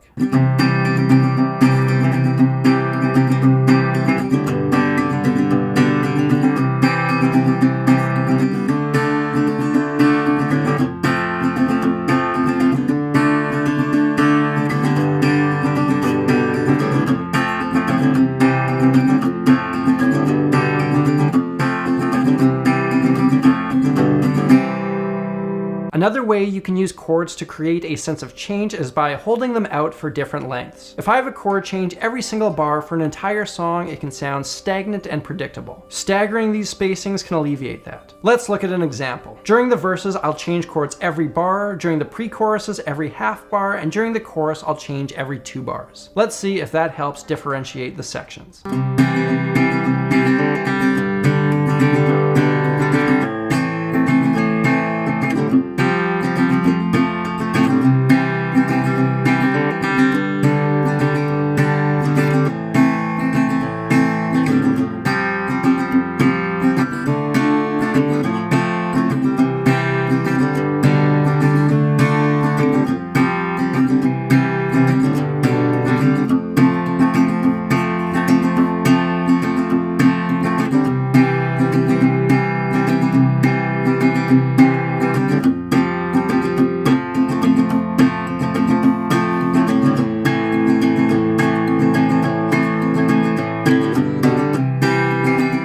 course, you can find many songs that don't take this into account. There's no inherent flaw in a song that repeats the same progression with the same spacing. Instead, this is just something to be aware of. Number 4, melody start and end points. Once you have a decent concept for your melody, I would highly recommend you write it out using standard notation or figure out how to play it on an instrument. Look at which notes you are starting and ending your phrases on. Generally speaking, they'll be the ones with more musical weight on them and thus will stand out more. If you're starting and ending in the same places every time, your melody can sound repetitive and boring. At the same time, you want to be aware of where the melody sits rhythmically speaking. If it begins and ends on the same beat every phrase, you'll face the same issue. Number 5, lyrical spotlights. Certain places in music will carry more emphasis. Imagine a metaphorical spotlight shining on those spots. We want to try and place the more important words of our lyrics in those spots. For example, say I have the line, "The greatest thing in this world is the love I have for you." The words greatest, world, love, and you are the most important ones in delivering our message. So it makes sense that we put those words in places of emphasis like this. The greatest thing in this world is the love I have for you. Emphasizing the words of less value takes away from our message. For example, the greatest thing in this world is the love I have for you. I'm over exaggerating, but you get the point. Number 6, pronoun consistency. At the beginning of a song, we establish a relationship between us and the listener based on which pronouns we use. Is the narrator the subject of this song addressing an audience? In which case a lyric would go, "I think you're great." Am I maybe singing about someone else? In which case it would be, "I think he is great." Or maybe I'm taking an omnipresent view where I'm singing about other people. "He thinks she is great." Whatever it is, it's important to maintain consistency. There's no better way to confuse a listener than by switching pronouns mid-song. Moving on, number 7, tense consistency. We want to maintain some sort of coherency with our verb tenses. If part of my song is in the past and another part is in the future, that should be done as a creative device. Let's look at a bad example where our verbs are a mess. Comin' home wasn't the same anymore. The house will be cold, it'll echo in the dark.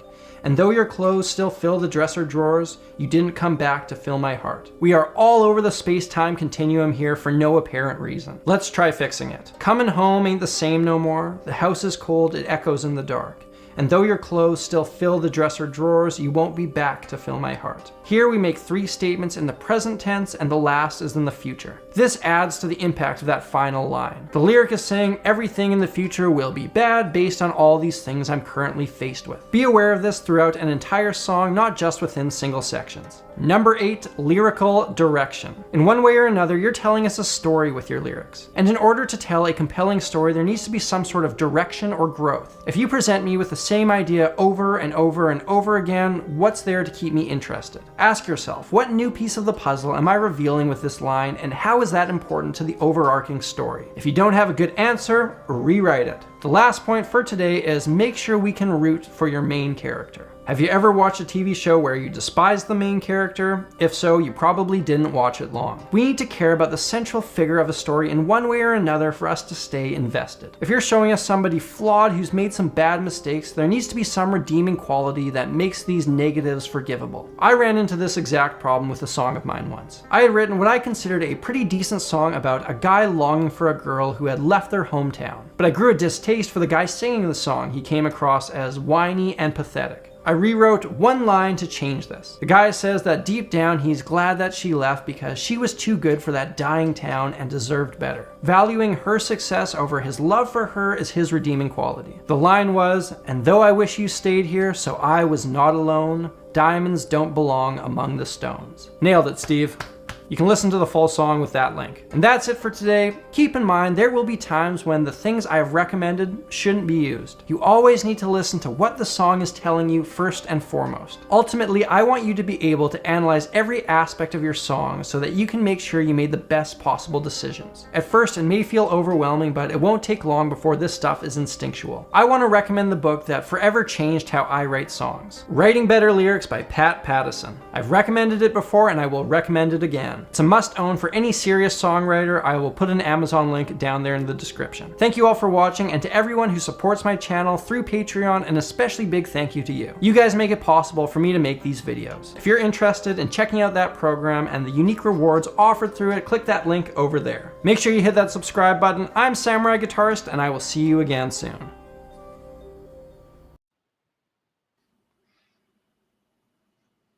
Oh yeah.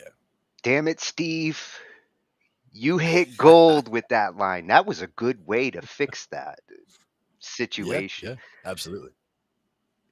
And that's where, just thinking about your characters in your song and thinking about, how to bring these things around. But yes, having general concepts and being able to stick to certain timeline things, that was important as well. A good example of, sticking to a tense, keeping us in the present and then going to the future, like that kind of stuff. Yeah, I like Yeah, that. who would have thunk? I thought I was going to be hearing like guitar songwriting advice, and Ange is a samurai because Oh yeah. half of what he was saying there, I have heard her, especially like, the first, the vowel sounds, the Yeah. symbol placement, chord Yep. motion, and how you do your melody. These are things I hear from her all the time. Oh yeah.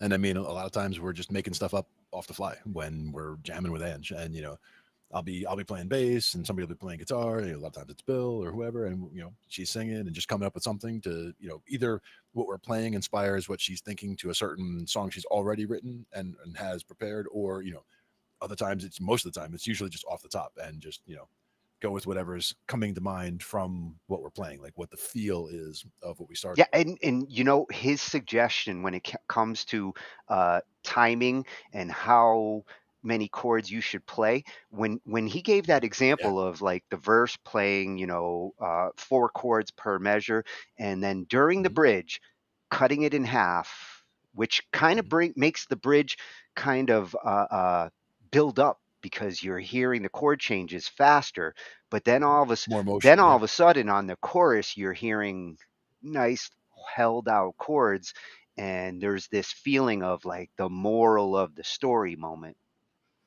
And that's the thing, is that's where the words and the song that is built around that particular structure has so much to do with it as well, because in that section where it is the last part where it's a chord lasting 2 measures each, if you're not careful, that can sound like it's drawn out, like it's just kind of like the song was going faster, like it was going 1 speed at the beginning, then it got faster and 4 times slower. But if the words there are giving you a suspenseful thing, for example, to me, that's where that is. Like you're building up some suspense there. You're telling a story. And, when you got to that pre-chorus, you're going like, oh, there's a lot of stuff going on to it. Da, da, da. But then you get over to that last part, that chorus part, and you're at the part where you're giving a message, like you're sending across a message, and then it changes from this key to that key for 2 measures. And then you're telling the other part of the message, or the cautionary tale. And then you're back to the first part, so there's, important story arcs that fit into those places. And if you're a singer, it's that moment where the melody, the voice, and the words that it's saying have a moment to lead, to shine, be in front of. And that's why choruses are so important sometimes because of that. Yeah. And a lot of times it can identify the song. And, if everybody's coming in singing and everything else, I mean, all that kind of stuff feeds together.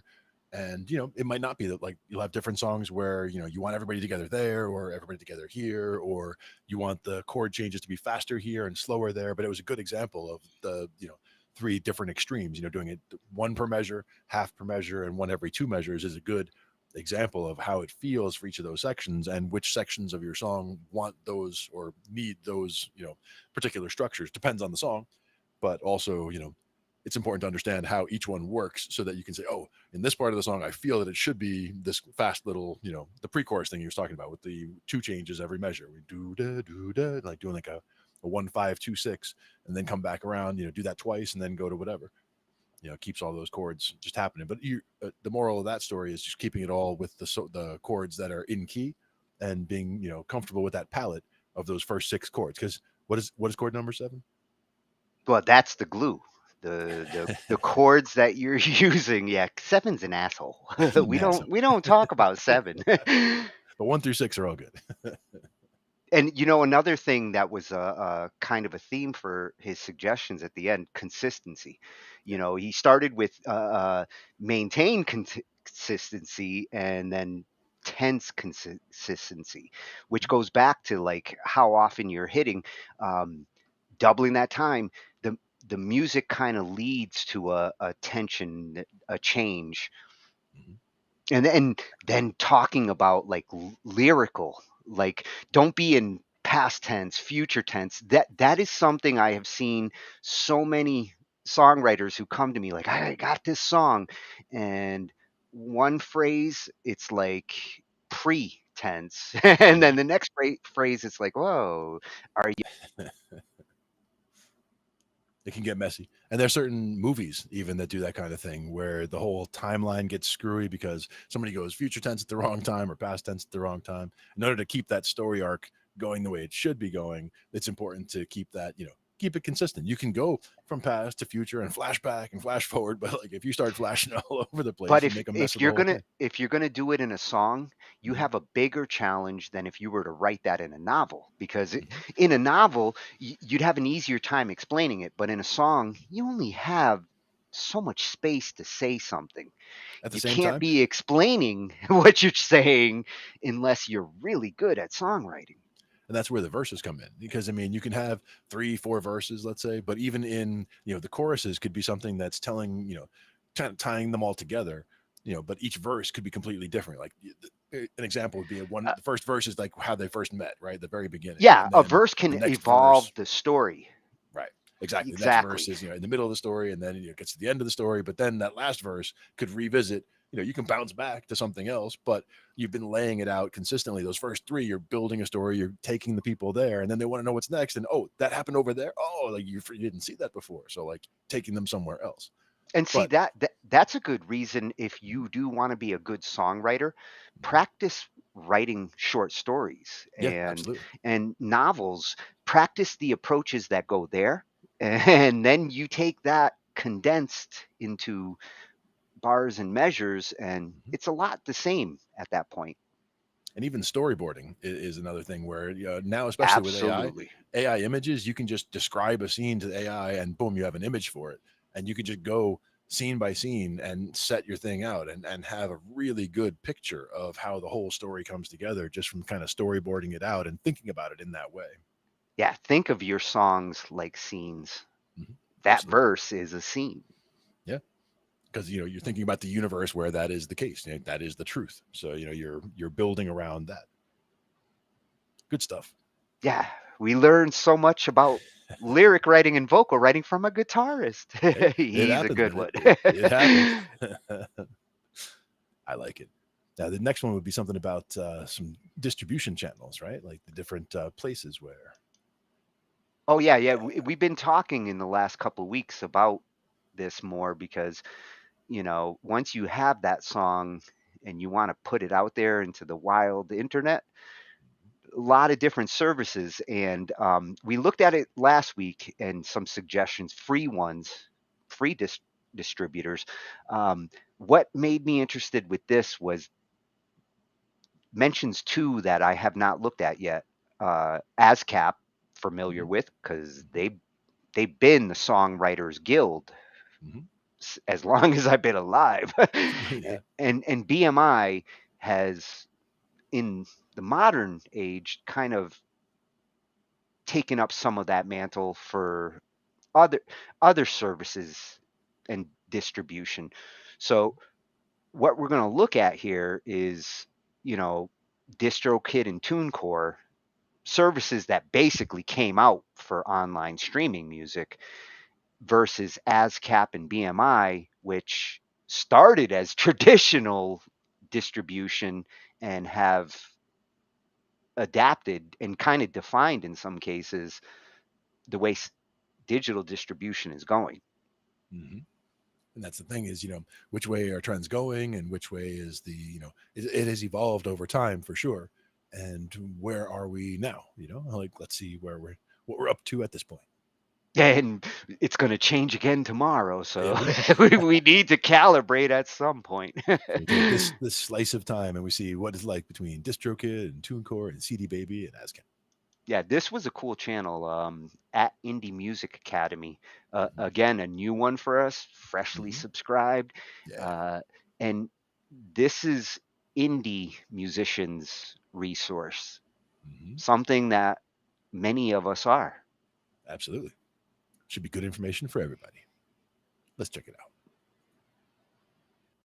out. DistroKid doesn't copyright your music, and they also don't collect all of your royalties. You need a performing rights organization like ASCAP or BMI to do that. But even ASCAP and BMI, they don't copyright your music either. And there's another type of royalty that they don't even collect, that's collected by SoundExchange. But that doesn't even cover all your bases because your song still isn't copyrighted, and you still have to collect your overseas royalties and your YouTube Content ID royalties, and there's another place to sign up for that. So in this video, we're gonna cover a lot of ground, and we're gonna compare and contrast the similarities and differences of DistroKid, ASCAP, BMI, SoundExchange, SongTrust, and the US government.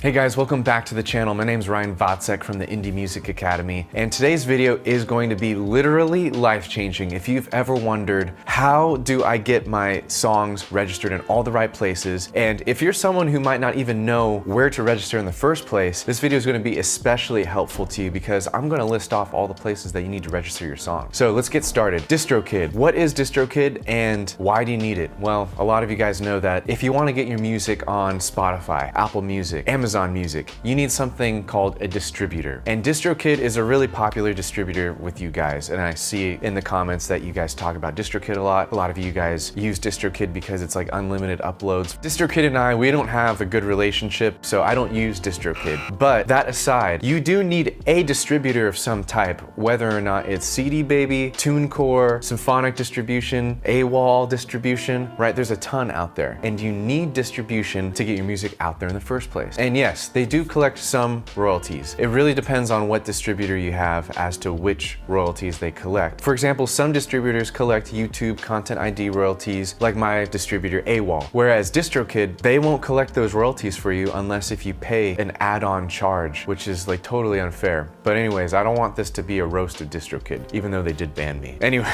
I'll do another video on that one day. A lot of artists think that just because they're getting some money from their distributor, that they're collecting all the royalties that they're generating with their music. But that's just simply not true. Distributors get your music out in the streaming platforms and they collect some royalties, but to collect your performance royalties, you need a performing rights organization like BMI or ASCAP. And I've done a ton of videos about performing rights organizations on this channel, including actually how to sign up for BMI and register a song. So if you are a BMI artist or you want to become a BMI artist, check out that video on this channel so that you could get your songs registered and you can collect your performance royalties. Now, performance royalties are just one type of royalty. It's a royalty that's generated through a song performance. A song performance can be literally a live performance, you playing live, or it can be your song playing on the radio. That also counts as a performance and generates a performance royalty collected by a performing rights organization, right? So DistroKid doesn't collect your performance royalties. They only collect a small portion of your royalties depending on their agreement with the streaming platforms. Now, I don't want to go too much into performing rights organizations because again, I have a ton of videos about them on this channel. But so far we've done distribution and your performing rights organization, and they're different entities. They don't actually overlap in duties, and just because you have a distributor doesn't mean you can forget about everything else. You need a distributor and then you need your performing rights organization to collect your performance royalties. But we're still not done yet because performing rights organizations don't collect all your royalties either. In fact, there's another type of royalty and another type of performing rights organization called SoundExchange that collects royalties on non-interactive streaming platforms. Now, what's non-interactive streaming? Well, it's the type of streaming where you don't actually get to choose what song you want to hear. So you're probably used to Spotify, Apple Music, and Amazon Music, where if you click on a song, you get to listen to that song. That's called interactive streaming because you, the user, get to choose what you want to listen to. And then there are other platforms like the free version of Pandora, where it's only radio, and SiriusXM, for example, and other internet radio websites that are non-interactive streaming. So you just tune in either to a genre or you tune into the mainstream and you listen to music, and they have to report that music to a different performing rights organization called SoundExchange, right? Because ASCAP and BMI, they don't collect on that type of music use. They're older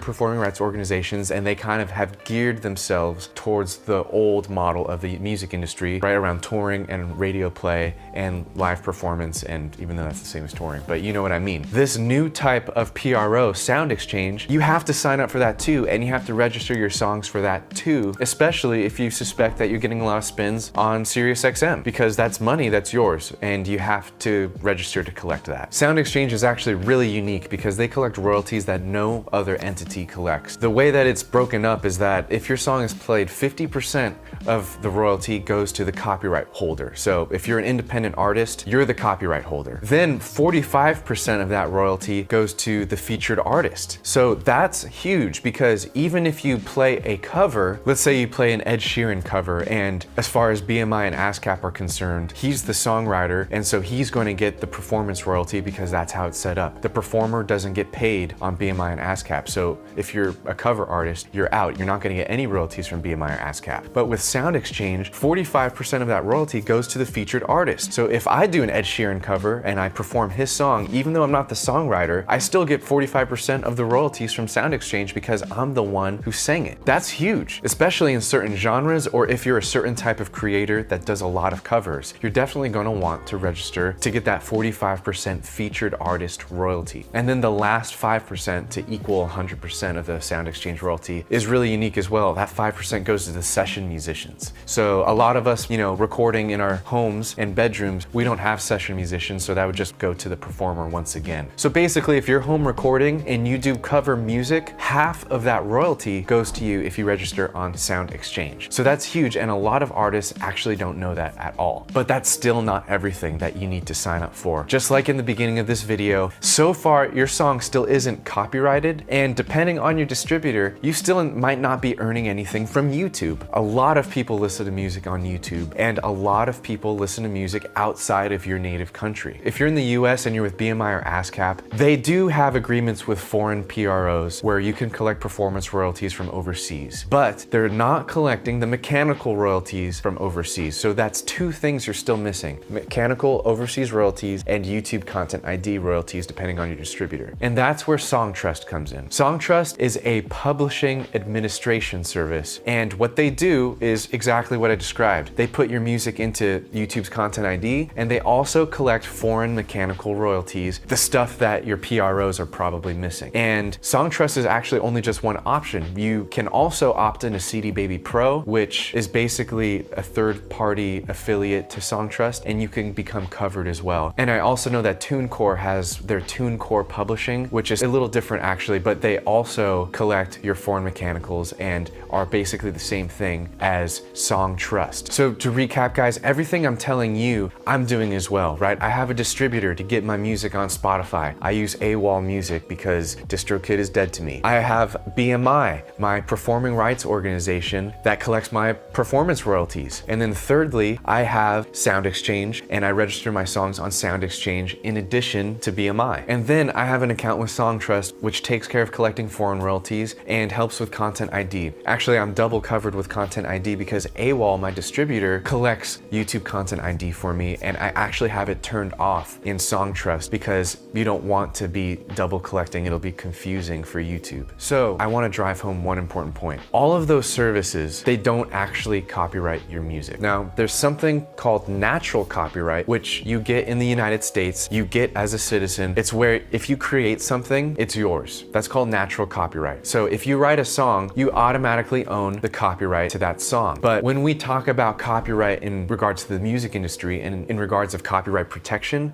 I'm not talking about natural copyright. What I'm talking about is registering your song with the US Copyright Office. And you can do that online. And until you register your song with the US Copyright Office, you're technically not registered as the copyright holder. You may have natural copyright because that's how it's written in the US law, but there's no actual record of it on file in the US government. So outside of music royalty collection, if you want to be fully protected from a copyright standpoint, you need to register your songs with the the US Copyright Office. I'm going to include a link in the description so that you can click it and just get sent over to the right page of the US Copyright Office. And then I'm also going to include in the description a link to everything I just said in this video, but as a PDF guide. So you don't have to watch this video over and over again. And if you forgot to take notes, that's okay. Just download the guide, and everything that I said in this video is written out in step-by-step form so that you could collect all your music royalties, you could get your songs copyrighted properly, and you just don't have to worry about whether or not you're missing something with your music career. So that's for you, totally free. It's a free download, so click the link in the description below. And if this video is helpful to you, just do me a favor and hit that like button. That really helps. And if you want to stay informed of future videos, hit the notification bell so that you can actually get notified when new uploads come up, so you won't miss any new music industry tips from this channel. And that's it, guys. Once again, my name's Ryan from the Indie Music Academy, and I hope you guys found a lot of value in this video, and I'll see you in the next one.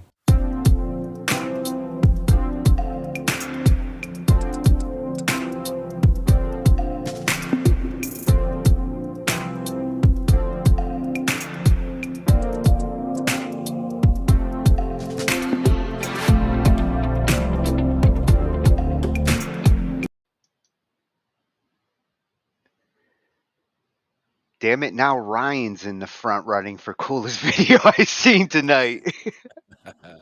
It's tough, man. We have tough run-ins for the coolest video of the night every week. Oh, that info really got me jazzed up. Checking, I'm gonna be checking that SOUNDEXCHANGE. Sounds like something that those who are out there performing covers, and the way that they are setting it up so the songwriters are getting that 50%, and their songs are getting out there more. If people are covering your song, it's why you want to make a great song. You want to make a song everybody covers, and you're getting 50% if they take that approach. Yeah, and if you do a cool version of somebody's song, I mean, they're, like I said, they're getting half, and the people who are performing are getting half. I mean, the fact that the studio musicians are only getting 5%, that's one thing, but the featured artist getting 45%, you know, that featured artist can determine who gets, you know, because a lot of times it's a whole band. Well, playing, right? and you're seeing a readjustment of the cake cutting, because in the old days, the record company cut you a piece, and they took the cake. Now they're coming up with new ways to carve the value of the content. Yep. And my thought would be that then, you know, the featured artist, if it is a band of say 4 people, 5 people, whatever, they would get that full 50% because they're getting the 5% as the studio musicians and the 45% for the featured artist, you know, baking into that. But again, it depends on how it's going, because if it's a singer supported by whatever, that's different. You're talking a 50-50 split on performance rights versus song rights. Yeah. And between CD Baby and ASCAP and BMI, like, he finally cleared my head about the real differences, because one is about distribution rights and is tied more to the internet, where they only track DistroKid only tracks certain things like YouTube saturation. If you're serious about like putting your stuff all over the internet and having it played, you want that to be represented across the board and calculated. The non-interactive stuff he was talking about with Pandora, you know, your song could be getting played like all day, and your distribution service is not going and chasing after those. Whereas ASCAP and BMI, they're more diligent when it comes to people playing certain songs in a club or at a bar. You know, we talked about that the other night. Like, it's the club owners who have to make sure that if a band's playing and they're playing covers, that the club takes care of making sure licenses are in place, and the royalties for the cover are going to the proper places. It doesn't work. It's a system that constantly is not being enforced and broken. Sometimes the bar owners start feeling like, they're the victims in this inefficient system. Right. And the main thing is, again, everybody's just focused on the crowd having a good time, right? So like the bar owners want the seats filled. They want the people there having fun. So they They want the want band to to come sell in. drinks. Of course. So like, by the band coming in and playing covers, that keeps everybody engaged. They know the words, they know how to dance to it, et cetera, et cetera.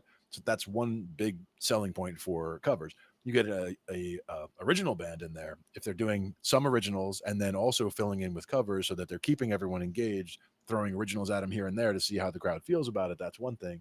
But a band that comes in and just does all originals all night, you really need a following to make that work, unless the venue has a very built-in crowd that is loves to just get new music all the time. That's fine too, but you don't always get a receptive crowd for that. Why do you think bar owners started heading towards jukeboxes, where all of that right stuff is built into the jukebox? Sure, we will put your jukebox in and we will collect our bar money from that.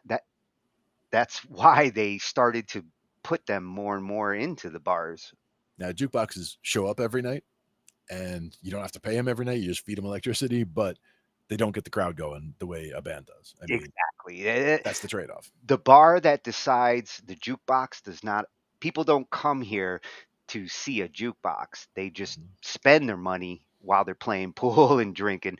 But a band, if the band is hot and attracting a crowd, the crowd comes with the band and buys the drinks. And that's the thing, is a lot of the management does recognize, depending on the place, of course, but they do generally recognize if the band themselves have a draw, like they have their people that showed up, and if their people show up and they spend money and buy drinks and make the crowd even better, because all of a sudden more people who show up are like, oh, I'm gonna hang out here because this is where everybody is, or whatever, that. And the bar is happy to pay the band at that point. If that band brought in thousands of dollars of revenue in sales, then paying them $400 or $500 hasn't been a stretch. Most bands don't get paid equal to the amount of work it takes to play in a bar. You're never gonna make your living just doing that. Like, it's I think most of them aren't. It's a promotional tool. For most of them, it's a hobby. To be honest, like most of the guys that I work with, at least, even the guys who do the bands very, very seriously, they have day jobs and they do this as a hobby. And the fact that they're getting paid is kind of icing on the cake. They're there for the crowd and to get on stage and play to the crowd. The fact that they're getting paid for it is kind of like incidental. It's kind of like covering the expenses and what have you. It's not like any of the guys are getting like rich on this stuff at this level, at least. But I mean, some of the bands, residual. Like you said, it's residual income. Sometimes you said it's only a couple $100s that the band has to split among themselves, but sometimes it's a couple $1,000 that the band gets to split between themselves. So it depends on the level of the venue, and it depends on how, the draw that the band brings. And again, the important point is if the place is booking the band and they're booking them year after year after year, they know, who their regulars are that are in the place, and they know what a Tuesday night looks like, or whatever, whatever night it is. They know what a Saturday night looks like generally. So when your band shows up, if all of a sudden they're 30% above what they expected, they know that has to do with you guys and they want you back. So that's and that can also change the arrangement for you in a good way. Yeah, they will book you before they try out a new band. Absolutely. You could become booked more often. You could become the house band, what have you. I mean, there's a number of ways that can work out. Also, preferential booking, where a lot of times we have just as a sound company, we end up getting booked by, early in January, we're booked for the year as far as Saturdays go, because Saturdays are so quick to fill up on the calendar. And for so many of these places, they start like beginning of the year or even the end of this year. They'll, December, they're already starting to think about getting everything booked for the following year, because, winter's going to be slow, and then it'll start getting fast, more busy towards the summertime, and then midsummertime, boom, everything's getting really plus crazy. Some of your events are tied around like holiday events, so certain times where bookings are all full, it's usually like way ahead of time, because it's Christmas. And the thing about bar gigs is the fact that it doesn't matter rain or shine, because you might not have as big a crowd on a rainy night, but they're not going to cancel a gig necessarily because of a rainy night. Whereas outdoor gigs in the middle of summertime, you're on a field with no cover, then they're going to cancel that because no one's going to be sitting out in the field in the rain to see, your band come out and play. Yeah. So they're gonna cancel that just for safety, because nobody should be out in the lightning anyway. But we do get lucky with a lot of the weather going on, where we had 9 gigs booked within 12 days in the middle of July, and 8 of them were fine. One got rained out. It happened to be right in the middle, so it gave us that little break where it was going to be 4 days in a row. But then we had 3 in a row, and that last one canceled. It was like, oh, get a little break right there, and jump back in for the next couple. They let me breathe. I mean, we would have made it if we needed to, no problem. But at the same time, it was like we saw that the weather was looking bad, and it was like, oh man, it's looking like crap. Like, what we didn't want is to drive all the way down there, because that was like a good hour and a half, 2-hour drive to get there for me. So it probably would have been that's more like an 3 hours for Mike. expense It would at have been that more like point. 3 hours for Mike, but drive all the way down there and then find out that it's a rain out, that would suck. So that's where it's like, before you leave the house, we're going to make sure. And they made sure, and it was canceled by the venue. Yeah, it's an expense if you traveled to not work. Yeah, and they had a potential rain date for 2 weeks later, but they didn't book it in time, so it didn't get on there. But they're going to go ahead and make up the gig in a month or 2, so it'll work out. But yeah, that was Indie Music Academy, and some very good info there. And I'm definitely going to revisit that video with each of the bands that I work with, because that basically, like you said, it sums it up. And also in the links for that video, it's going to have, like you said, the PDF that has all of it right there. It also has, the reminder of, oh yeah, this one, oh yeah, that one, oh yeah, that one. Like, I all that stuff. I was looking at his thumbs up for descriptive organization. Like, this is the kind of resources I love the most. Not only does he put all the information that he references, but we're going to start doing this. Timestamps. This is this is exactly like, how good resources like this are, because I actually want to review certain parts of this video, and he made it nice and easy for me. Exactly. And that's bonus organization. Hell yes. You get a fridge magnet. Hey, we only had a couple of those left. Let's take it easy. But very good stuff from Audio University, right? Is that the actual Indie Music Academy. Indie Music Indie Music Academy. And he's growing fast. Very cool. And again, good info all around, most useful. Well, I think for a lot of the musicians that we know and are part of like our Band Lab audience, this is where you need to go to understand yourself as an indie artist before you go try to be a record label artist. Actually, if you learn this, you might ask yourself, do I want to be a record label artist? Because in the old days, like I said, they take most of the cake. Yeah. They'll pay you to make the cake, but they take the cake afterwards. Hey, at this point, like if it's the band, like essentially splitting half of the cake at that point, I mean, I'm digging that for sure. I mean, I'm going to look into that, because I could, we could knock out 100 covers in 100 days easy, like just, knock out whatever, just and get them out there and do them in your own way so that you're making it your own. But that's understanding the with fun mechanical part. licenses and all that, this actually helps to finance the paying for mechanical licenses to actually make originals or make covers your own, to do your version of this, because it could become much bigger, not bigger, but it could become much bigger than any of your originals might have become on their own, and it might just get you into enough, get enough people listening to your stuff that you can now get your originals back out. So it's one of those things where covers can be an avenue to get to getting your originals more widely heard, where a lot of people, they look at covers, oh, I don't do covers, I only do original stuff. But everybody wants to hear your original stuff. You got Glenn, I was that way until 2017. Yeah. I fought any cover my band wanted. I only did like 3 or 4. After 2017, when I did come back to Band Lab, I needed to refresh my songwriting energy, and starting to learn songs and cover them helped to remind me like how songs. I mean, I love covers. I love doing covers just to learn the parts. I love learning covers to learn their songwriting styles. I mean, there's so many aspects of doing covers that are useful from a music production standpoint that it just, Lots of good stuff happening there. Now, the next one that we're going to look at was going to be something about the Yamaha DM7 digital mixing console. And it is here. And we're going to take a first look at it.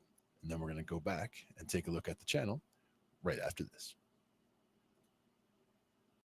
Hey everybody, Duke DeYoung from Vantage Pro here with Jonathan. Senior Technical Support Engineer with Yamaha. He's a brilliant dude. That's basically all that matters. But this is it. This is the new DM7, one of them. So, I mean, talk to us about the family, because there is a family. Absolutely. DM7 is a series. We're super excited for this new release. We've got 2 consoles in the line, a DM7 and a DM7 Compact. Both of them are 96K operation, interoperable between the two. The DM7 comes with 120 input channels. DM7 Compact is a 72 input channel console. Both of them have the same output structure, 48 mixes, 12 matrices, and 24 DCAs plus 2 stereo buses. Both of these consoles, again, 96K operation. They both ship with a built-in 144 by 144 96K Dante card built in. In addition, we have a new PY card slot, 64 by 64 at 96K. Brings us way up from maybe an MY 16 by 16 at 48. This option, we currently have 3 cards that we're ready with. We have a MADI 64 by 64 96K dual link with SRC. We also have an AAS card as well as a MIDI GPI card, 5-pin MIDI operation, additional GPI contacts. Both of them have local I/O. The DM7 has 32 inputs and 16 outputs. The DM7 Compact has 16 inputs, 16 outputs on the back. AAS I/O on both of them. The DM7 has a 4x4 AAS I/O. The DM7 Compact has a 0x2 AAS output. So we're standing in front of a Compact right now. That's correct. But there's also this lovely sidecar that's attached to it. Talk to us about that a little bit. Yeah, sure is. We're really excited about this as well, new for Yamaha. This is the CTL, the control module that we've got. It's a new piece. It is control only. It is a standard Ethernet Cat5 connection and an IEC for power. It offers the ability to expand your user-defined keys, user-defined encoders, as well as 2 user-defined faders, a jog wheel. We're bringing the jog wheel back. It's cool again, maybe from PM1D, PM5D days, right? This guy is really powerful, really easy to use, and assignable for multiple features based on what you're looking at. It can be on either side of either version of the DM7 series, and it can live on its own as well. So if you want this at front of house, maybe you have some user-defined keys, but you don't want to have Dante audio at front of house. Wherever you want this to be, you can drop this in. It's a standard Ethernet connection. There's a 2-port switch on the back as well. So you can connect the DM7 to the control module, to your laptop running editor, and it's all over hardwired Ethernet single cable. Yeah, I think the fact that it's all super modular really makes it really kind of powerful for a lot of different applications. Absolutely. Certainly front of house in any kind of performance venue, church, whatnot. But the fact that you can actually just drop this control module just separately anywhere, it kind of gets out of the box a little bit. Yeah, it does. And we offer 4 SKUs out of the box. So we have the DM7, the DM7 Compact, the DM7 EX, which includes the control module and 2 pieces of really cool software we'll get into in a minute, as well as the DM7 CEX, which is the same version, just the Compact. Okay.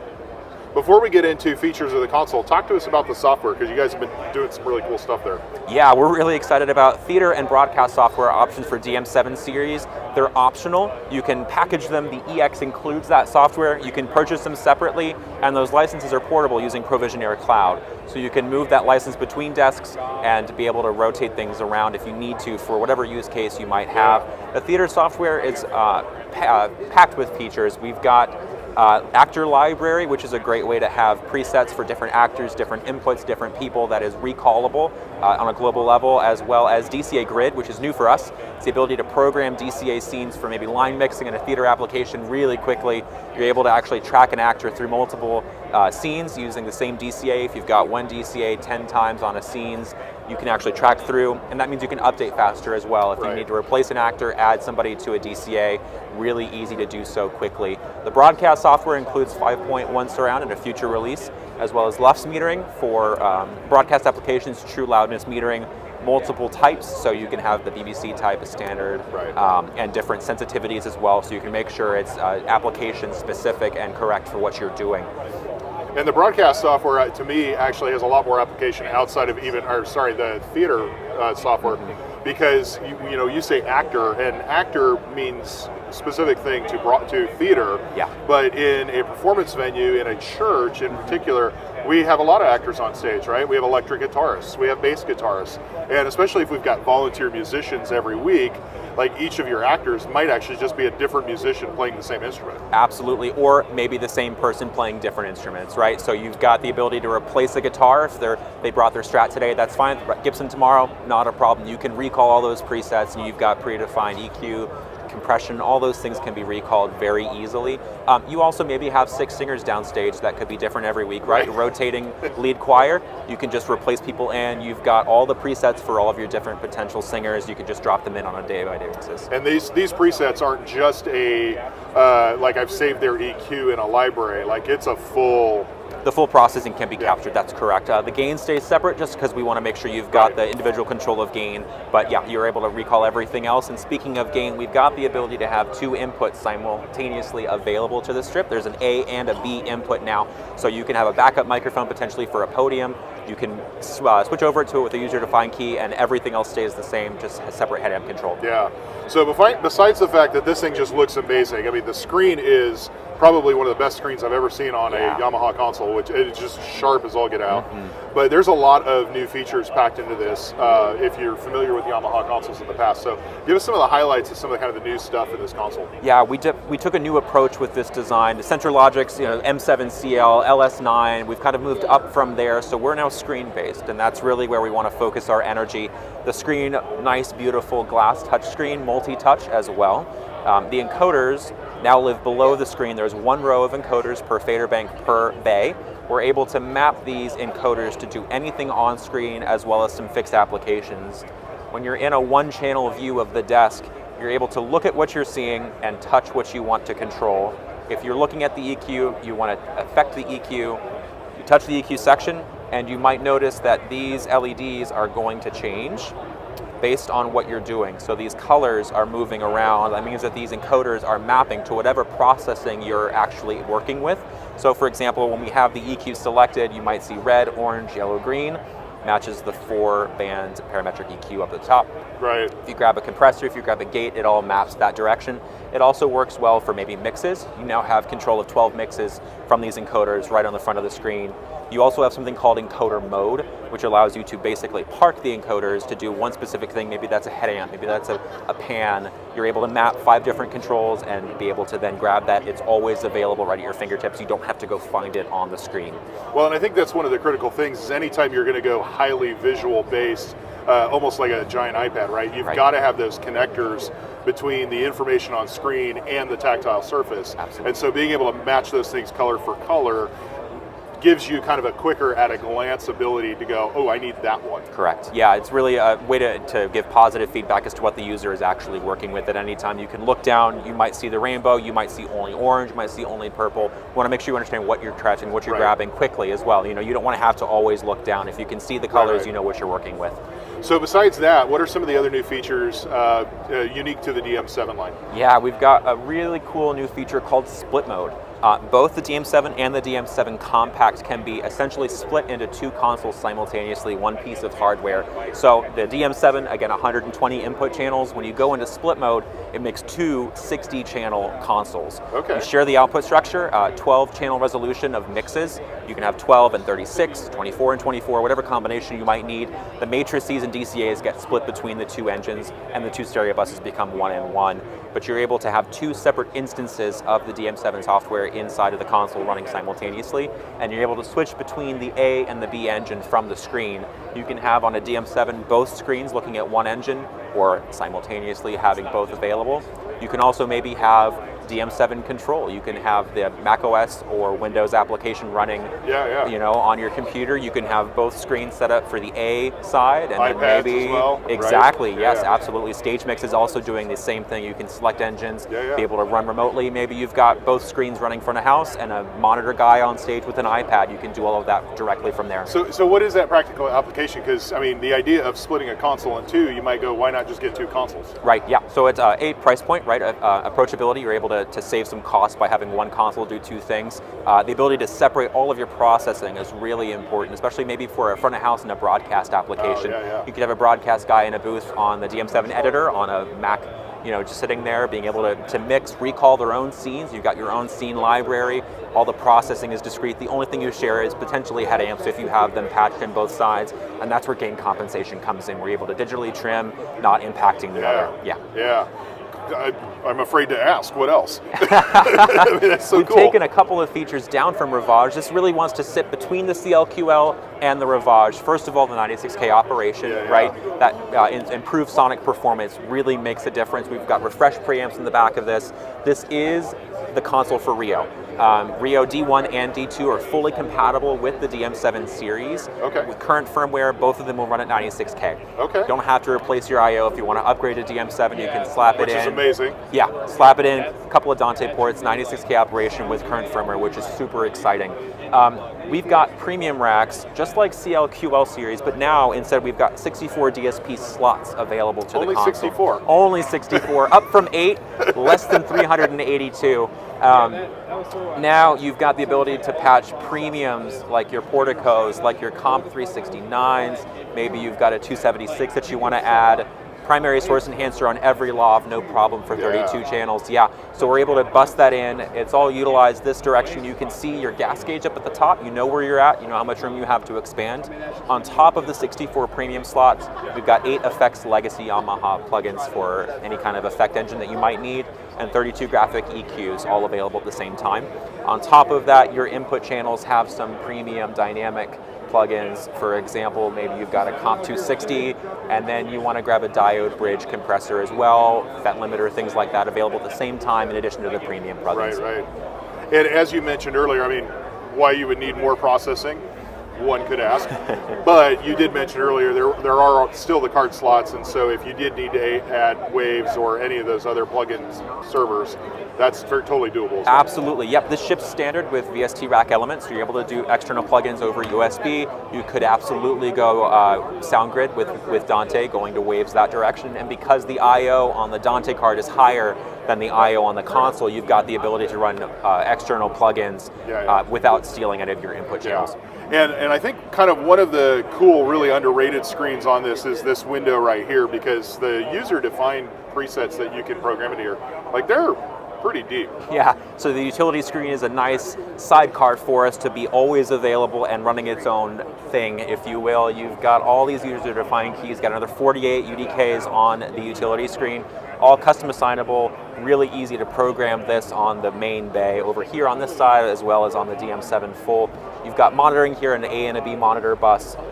Scene list over here, you can have your scene list always up and running. You can see what's next. You can scroll through, recall, store, all those kinds of things are available at all times. Save load feature is on this side of the desk, just so you've got the 2 USB ports above, you're looking directly at it, as well as with the broadcast software, the LUFS meter is there as well, so you're able to look at what your metering is like without stealing what your console is doing in front. We've also got something new called AI Assist. Okay, I'm listening. Brand new feature. It is currently in beta. We're really excited about it. There's 2 different assist types. We have head amp assist and fader assist. Head amp assist is this incredible piece of technology that has the ability to intelligently sample an input, and it's going to take a guess at what it is. So if you show up to a gig, don't have a console file, you just want to get going, right? Plug everything in, get it turned on. Turn on HA Assist. What it's going to do is sample those inputs. It'll do its best to label it. It'll set the head amp. Then if you go to fader mode, you can have it intelligently attempt to mix those inputs together into 4 groups. That's terrifying. It's amazing. We want to kind of call it a third arm, right? Yeah. It's the ability to have the piece of software behind the console, built into the console, no internet connection needed, running at the same time. Yeah, it's really impressive what it's able to do. So it's like the festival starter. Yeah. Basically. Essentially, yeah. No, that's cool. And I can see some real good application in that, like head amp control especially. I know a lot of times when we're in churches and we've got volunteer audio guys, gain seems to be one of the hardest things to kind of get right. And so being able to set some parameters, hit auto gain, having it like dial in and then turning it off, it's like, oh my gosh, what a lifesaver for everybody, especially the monitors, all the monitors. Like now their gains are right, their levels are good. Absolutely, yeah. We're taking this, you can kind of think of TF where there was the gas gauge of a head amp control. This is automated. It's really designed to find a target voltage range for it. It wants to get everything into a sweet spot on the desk, so you've got things set for you before you even start. We'll talk more about this in other times, but like my head's already exploded. So I mean, there's just so much cool stuff in the DM7. We'd love to talk to you more about it. If it fits your application, there's just a lot of horsepower here. So visit us on our website, VantageProAV.com, or if you want to reach out to us, hit us up, hello@VantageProAV.com.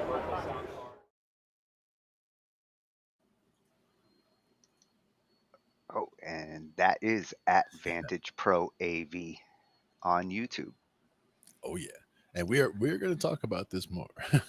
Oh, yeah. Well, the whole reason why I got it, I was like, oh, I want it. You have the benefit of playing with the PreSonus equipment, and that's at a much more affordable level. That's good for stage, studio. This feels like a piece of studio equipment. It does look solid. Oh yeah, but I don't think 20 grand. I don't think I'd want to put this on a stage unless the job was paying enough to ensure that I wasn't going to break it. Basically at that level, yeah, I'd be thinking of the speaker arrays, like rather than just bringing subs and mains and monitors, etc. I'm thinking you're bringing the arrays where you've got like, that big J stack that you see at the festivals, where there's, basically the ones that we use as mains are just stacked, from the ceiling coming down. There's like 8 of them coming down, all in like an array that bends down like a J, so that it like bends down and like hits everybody from up there. And you got a second stack halfway out that has that time delay, so that the people out in the far end are getting the music at the same time without that time delay of it coming from the main stack. Like that's when you're at that level of getting things set up. But so many good concepts that are included in there, and that AI looking and guessing at the things, that's big. And with the PreSonus, I mean, one of the things that I do all the time is to get a basic mix. Like somebody else, we'll have something recorded and we're looking at it.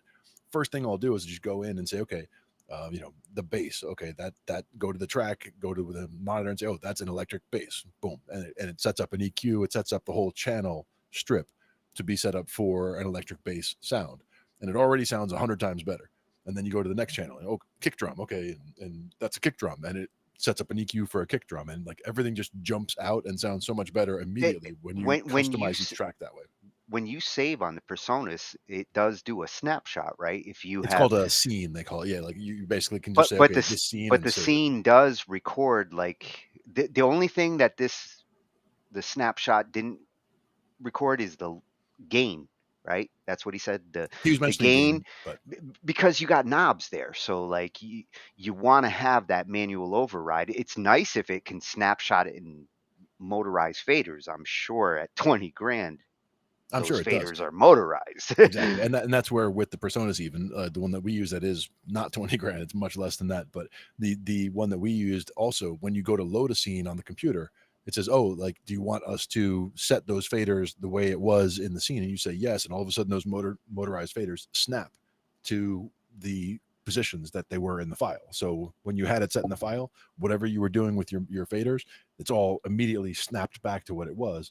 And also with the with the PreSonus board, I'm sure with that one, when you go to different scenes, you can say, okay, here's the main mix, and it shows you where all the faders are. And then you could say, okay, what about what's getting sent to the reverb on FX1?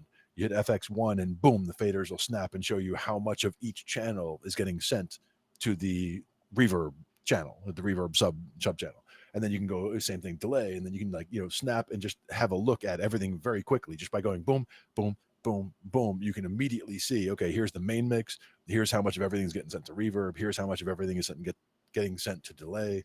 And, just go through a couple of things like that. And immediately you can see the whole setup of your board. And, now I need to go back in and say, okay, this vocal was too, whatever it was. There was a problem. It was too boomy, or it was too high, too shrill, too much. Well, yes, you make individual instrument adjustments. Oh, yeah. But you want to be able to snapshot a song, like a song setup. Yeah. Well, even in this case, it's more of a band setup. So it's okay. We know that, channels 1 through 4 are going to be the vocals, and then 7 is the bass, and 8 is going to be the guitar, and 9, 10 is going to be the keyboards. And then everything from 11 on is going to be all the drum mics, including overheads. you can just set it up like that and then immediately just jump in and start. Okay, here's this, here's that. You got a couple channels left over if you got guest vocalists or you got a horn player coming in or whatever it is, and you can be flexible to be able to jump in and set things up real quick. But the main thing is getting each channel set for the type of instrument or vocal that it's going to be, and having it be able to have the right EQ sweep and the right set of effects set on it just to get a good baseline. And you can adjust from there. As we said, somebody's voice is going to be higher, someone's going to be lower, different sweet spots, different points you want to cut out. So all of those are adjustments you would make after the fact. If you plug everything consistently, that template you save, that band comes back next week, they're plugging into the same inputs. You just said it right there. That template. That template that you saved, You that saves start you right hours. back where you left off. That saves you hours next time. And Mike does that all the time, where he has templates for each of the bands that we work with, so that when you jump in, you don't just pull up the template and say, okay, we're done. Oh, I would imagine Mike has backups of those templates just in case. You got a template, you got a backup of the template, but also when you load the template, it's load the template, and then okay, now we do the sound check and we go to each person and see what they're hearing. And a lot of it comes down to the monitor mix as well. Like he was mentioning with the guy holding the boom mic and the guy spotting the boom mic guy, but we also have the main sound guy who's dealing with front of house to make sure that the sound coming out the mains and the subs is what we want to hear in the venue.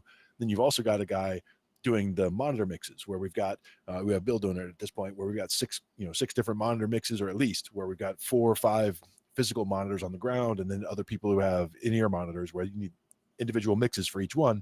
So you go to each one. Okay, what do you want to hear? Oh, I want to hear drums and a little bit of keys and all the vocals. Okay, well, see, well, that's a nice convenience for the performing musicians. Yeah, being able to have in-ear monitors where you can hear the thing you're jamming to and focused on that. Nowadays, tell me you wish you didn't have that in the old days. It sucked in the old days. I could never hear myself. I could never hear the drummer. And that was the thing, is it has to do with mixing stage volume. And if you do have monitors, being able to control what's going into it. Because like you said, in a lot of cases, if you're going to be singing at all, you're going to want all of the vocals coming into your monitor at some point so that you can hear the guys who are singing, even if everything else is going crazy and whatever, you can still hear cutting through the vocals, so you can work with that. A lot of times people want nothing but themselves so that they can hear plenty of themselves coming back to them, even if they're, if you're playing keyboard, for example, and you can't hear yourself, that's terrible, because you don't know if you're out of key. You don't know whatever's going on. Those people who are asking to hear more of themselves in their monitors are probably the ones who don't feel like they hear themselves while they're playing. It can be, but it can also be that the on stage volume, a lot of times, like if you have the lead guitar player, just not to get down on guitar players, but the lead guitar player is usually very loud on stage because that amp is very loud. Like for them to get the sound they want, they might have to be on 8 or 9 on the amp. So like they want to go to 11 on the solos, but before that they can hang out at 9. They're all right with that. But well, I got a foot pedal for the solo. Oh yeah, click. You get the massive overdrive. But the point there is just that you've got that going on, but at the same time everybody else is doing their thing behind there and making it all work together. So you got to have the volumes all under control to some degree, and be able to have everything harnessed in its range where it should be. But again, each one having its own EQ is just such a great starting point compared to just starting at a board where everything is 0. Everything at 0 is great, because that's a good place to start. And then normally you would dial in each channel. You would focus on that guy and calibrate it. Right. It's easier to calibrate up than it is to calibrate down. Like if you're having to pull back volume to find the level, it's much easier for you to pull up the volume, and you will hear when you hear it properly. But if you pull it back, your brain is doing compensating. When you hear loud music, your brain starts to compensate that loudness sometimes, and your pulling back might not actually be as accurate as you think. Yeah. And if you can't hear yourself, I mean, a lot of times people make all kinds of mistakes when they can't hear themselves, because they can't hear it. So they start playing louder, but then the people who do hear them, it sounds like you're just pounding over the top of everybody. So it's important to understand, even if you don't hear yourself clearly, if there's a good sound guy on board and he's mixing the main mix, trust that your sound is getting out there and you're playing what you're playing, focused on the mechanics of what you're doing rather than focused on the sound of what you're doing. And that goes back to consensus, what we were talking about. When you have multiple ears on a mix, you can trust the mix more. It definitely makes a difference for sure. And it's where, you can get consensus then of what sounds right and what needs to be tweaked and what would sound different. Especially if you're getting it from different perspectives. You being able to go with an iPad and hear what it sounds like over here in the back or on the sides and tweak can really get a good full sound across the whole audience. Indeed. Now we have something coming up next year about a cheat code for better arrangements, doing the two loop rule. And when it comes to cheating in music, I'm in those camps these days where some people would, me as a keyboardist using samples to play instruments, some people consider that cheating. It's like, oh, you did not play that saxophone. And my question is did it sound like a saxophone? Did it work? And if so, even if I cheated at that point, I don't feel like a cheater because I still got to play it on something. Right. Not to mention the fact that with a keyboard, you can also transpose. So you could do the double cheat where you do that, and then while you're playing it, you transpose the keyboard. I don't like to cheat that way, not because I consider it cheating so much as I just don't need to. If I do need to play something in a key and I feel like, oh, I'm not comfortable in that key, if I'm not motivated enough to get comfortable in that key, then I'm not really the musician I want to be. And that is a key where, seeing that as the motivation, and that's where if there are keys that you don't normally work with or that you're normally there's a shy away lot from, of keys that I find a song, want to be good at. find a song that inspires you to get good at that key because, I want to play that song and I don't want to have to cheat to do it. Use that as the motivation to learn that key because that can be very helpful. But in the meantime, if you do understand that with any song, if you're trying to do a pentatonic solo, for example, you're pretending. Well, see, there you're not just talking keys, you're talking modes. Yeah. Modes are still blowing my brain. You're starting with, let's say you wanted to play something that was a major it's a major pentatonic riff that you want to play, and it's in a key that you don't normally like. If you were to transpose it to where it was in G flat, that's all the black notes. So you could just transpose it to where it's in G flat major and play all those, or in E flat minor. And those are all black notes. So you can just sit there with the black notes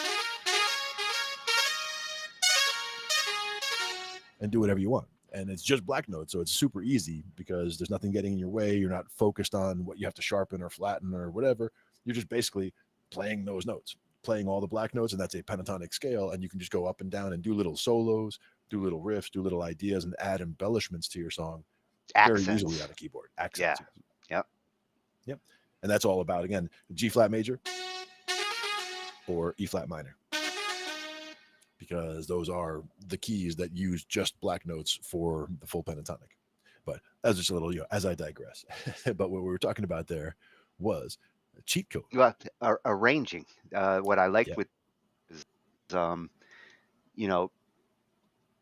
composing and arranging are two topics that I really want to go down rabbit holes on. And this cheat code for better arrangements, the two loop rule, I suspect I know what he's going to suggest because I've done it a few times. And that's why we do it. And this is actually another channel that I found while you were gone, and he's now in our arsenal of channels. Good stuff. And he plays with a lot of different DAWs. Yeah, it's important to be flexible. And then, if you learn everything on one DAW, it's important to understand how to apply that information and that knowledge to another DAW to make that work. And in this case, we're definitely going to see what he's got here.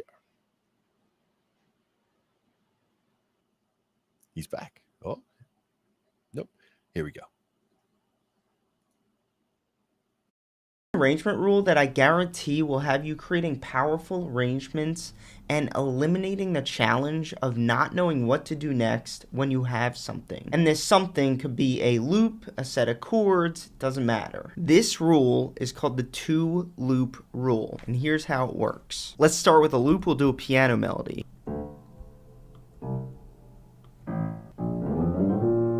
And instead of just doing chords, I'm gonna do a melody.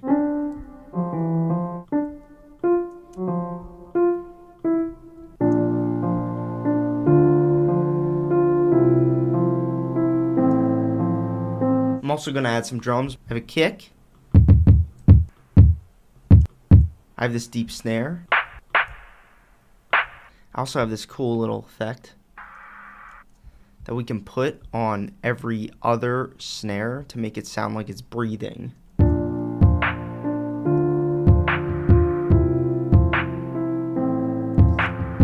Now it's at this point where everything always gets challenging because we have a really nice loop, but what do we do to arrange this? It's one of the most overwhelming challenges in music production. All we have to do is use the 2-loop rule and the song will arrange itself. The rule is that the arrangement has to change every 2 loops of the chords because our ears naturally expect songs to change every 2 loops of the main instruments, which is usually the chords. So I'm going to mute the drums and let's focus on the chords. Here's 1 loop of the chords.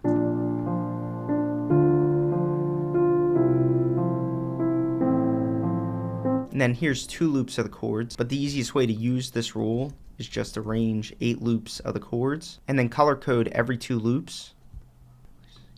So we can visually see at which points throughout the arrangement that we're going to develop the arrangement, or in other words, add a change. So I'm going to start my song with just this piano melody here, and it's going to loop twice. But 2 loops in, when we get to this section, something's got to change. The only way to change an arrangement is to add an instrument or add expression to an existing instrument, or remove an instrument or reduce expression of an existing instrument. I'm going to add our drums to this next section, and I'm going to loop them.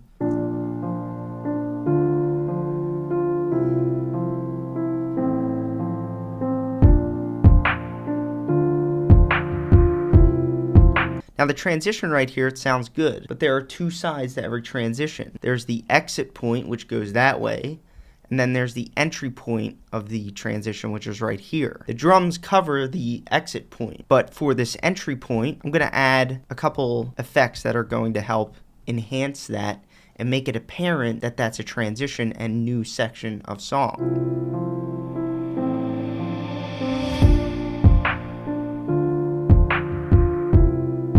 In my opinion, it's those transition effects that really help a song define its setting. So now that we added these drums here, these 2 loops are good now. We don't have to add any other thing to this section to make it interesting. We can just move on to the next section here. So now we're on the next 2 loops. What do? Well, remember, we can either add instruments and expression to increase the energy, or remove instruments or reduce expression to reduce the energy. We're so early in the song that I can keep increasing the energy. So what I'm going to do is increase expression to the drums for this next 2 loops. Before, the drums are kind of quiet. And that's on purpose, because I have plenty of room to add things like hi-hats and a bigger, more present clap snare. So alone, just by increasing the expression of the drums,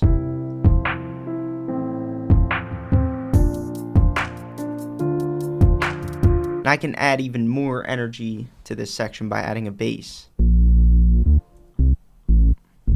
And although this is all technically enough to increase the energy, I feel like adding a counter melody, because that'll help the main melody not exhaust.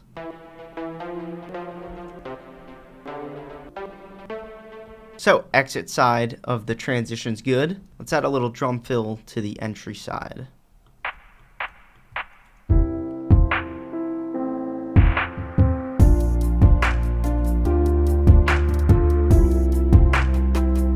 I'm I'm getting so excited. So here we are at the fourth section of the song, the fourth section of 2 loops of the chords. We can either keep increasing the energy of the arrangement like we've been, or we can begin decreasing. Now there's no right or wrong answer regarding whether we increase or decrease energy at this point. But I could tell you this, since all of our major instruments are already in this section, it'll be really, really satisfying if we reduce energy and go back into just the chords. And to make this transition even more satisfying, which by the way, is one of my all-time favorite transitions to make, which is going from high energy to nothing. We take all the instruments and cut them out and leave them empty for that last bar before you get to that next transition. And then make a little drum fill. I like making these drum fills where I take the snare and I move it forward a couple beats. And I'll do a little drum fill, but it needs one more thing.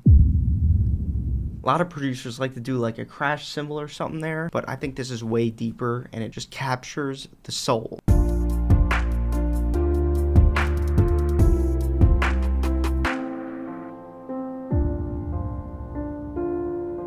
Isn't that pretty? Now this is a pretty significant part of the song because what are we gonna do now? Well, this all depends on what kind of song we're making. If this was a radio pop song, I would take all of this and just repeat it and maybe make little changes in the second half. But I'm an EDM guy, so what I have to do here is start building up to the drop. And the way that would happen is we would have to take 2 more loops, and this entire section here will be the breakdown. And then the drop would happen right here. And we'll make this the color gold because it's like the pot of gold at the end of the arrangement. And so now what we do here is really important because this is where we're going to start introducing the excitement of a drop. So I'm going to take this piano melody, which is kind of exhausting itself at this point. It's like, okay, we get it. I heard it 8 times already. So I'm just going to take these and we're going to put them on a different instrument. And I'm going to give that melody a break for the entire duration of this build-up. So let's take this, which by the way, the new instrument is just a synth pad.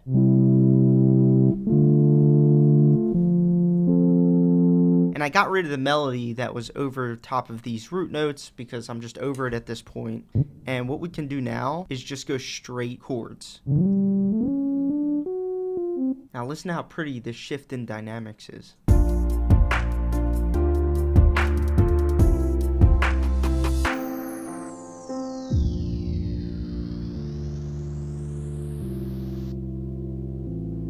Isn't that wonderful? And watch this, I'm just going to keep applying the principles of the rule where every 2 bars something's got to change. Let's go ahead and bring back in our drums. So we have a break with no drums and then the drums are going to come in. I'm going to enhance these chords for the second 2 bars because if they stay the same, it's going to get boring.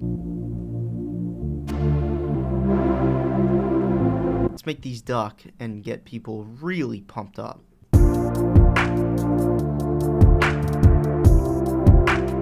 And yeah, we need drums here, but I don't want to go back into the same rhythm. I'm going to make a drum roll.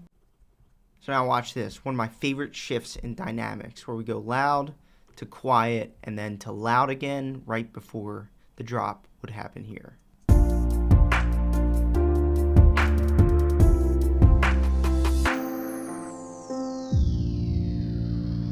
That's so pretty.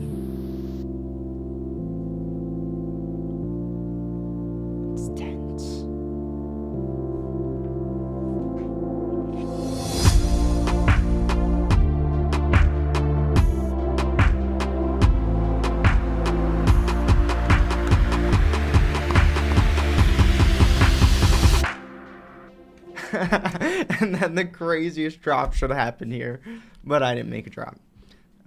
Like you can't fail if you follow that 2-loop rule. It is a golden arrangement rule. Thanks for watching, guys. If you enjoyed this lesson and you would like to learn more about learning music production the right way, visit my website in the description below and enroll in my EDM Bootcamp course program. This program offers a structured path to learning music production and also comes with access to my inner circle where you can ask me questions and share your songs with me for feedback. Right now you can get a free consultation for the EDM Bootcamp with me and I won't be offering free consultations much longer. So go ahead and enroll below, and I'll see you in there. Really liking his channel. Mike was still off, yeah. You know what I like is seeing his energy and his exuberance as he's putting it together. He's having fun with what he does, and he gives great tips. Like his arrangement tips complement Samurai's, because what Samurai was suggesting earlier, he just rephrased it as like giving it energy, adding extra layers. These are all parts of arranging. It also made it more of a formula where every 2 measures, which just, it's easy to remember. Just, you know, if you had something that you're working on and you had 8 bars or something and it starts to sound stale by the end, just think every 2 measures you're making a change. And it doesn't have to be a big change. It could even be just bringing down a couple of the instruments to let the others shine more, you know, and then switching it. With a recipe like that, to the listener, it's like taking steps. Every 2 measures, I'm taking a step. The song walks along. Exactly. It helps give motion, which is nice. Very cool. So that was at Alex Rome over on YouTube. Been checking his channel out for the last couple of weeks. I like the arrangement advice. Absolutely. And again, it's, you know, it's simple concepts and it's stuff that you might say, oh, well, that just, you know, makes sense or whatever. But, you know, it's something to be aware of. And when you hear it happening, now you're going to hear it in other songs and you're going to be like, I never noticed that before, but it's like, oh, that was 2 measures of this and then boom, and then 2 measures of this and then boom. You know, you'll see that happen a lot. Well, the more you notice it, the more you'll implement it, because you'll notice what it's doing, and it's carrying you through the song.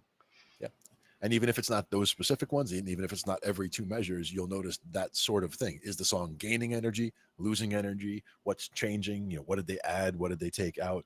Those are all instances where you can get that whole different feel going on. Very cool. Alex Rome, an excellent page where we have a lot of stuff there, and we'll be back there as well. I have a feeling that with all the other pages that we talk about that have, you know, subjects for a lot of different topics for our conversations, I have a feeling we're going to hit a lot of that as well. Very good stuff. Now the one that we have next is on how Billy Strings plays so fast with a bluegrass guitar lesson. So that's something different we haven't done recently, but we'll bring up the page right after we're done here. But for now, it's how does Billy Strings play so fast? We have these big cultural events that will bring in tons of people to the genre. We say, yeah, but not like that. Like maybe don't come into bluegrass that way. Yeah, it's like, did you have to put gauges in your ears, son? Did I actually say that? I'm thinking that's a deep fake, man. Some of you may have seen the video that clip was pulled from. Why do some people hate Billy Strings? So the conversation was kind of framed negatively, right, as to why so many people hate Billy Strings or seem to hate Billy Strings. But today, we're actually going to focus on Billy in a positive light, and I want to talk about why so many people love this guy. You know, it's easy for people that are inside of the bluegrass community to kind of throw shade on these new artists that are honestly really technically amazing. You can't argue with their music whatsoever, but they bring new people to the community that don't look like the old people in the community, right? And that's definitely the case with Billy. But the thing is, Billy's kind of like, I don't want to say a wolf in sheep's clothing, he's kind of the opposite of that, right? He's like a sheep in wolf's clothing.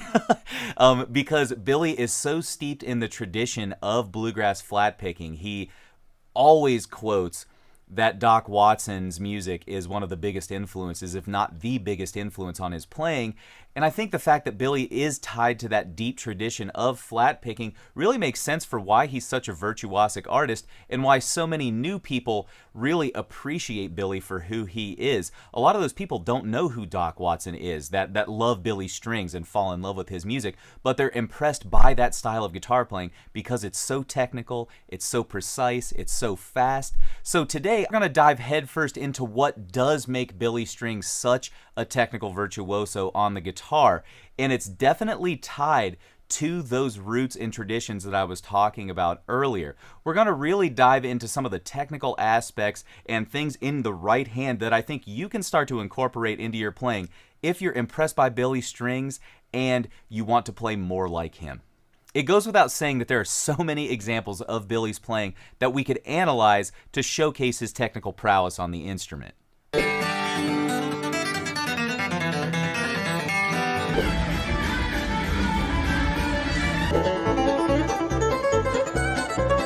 So there's definitely something that I notice in Billy's technique every time I watch these clips where he's playing at blistering tempos.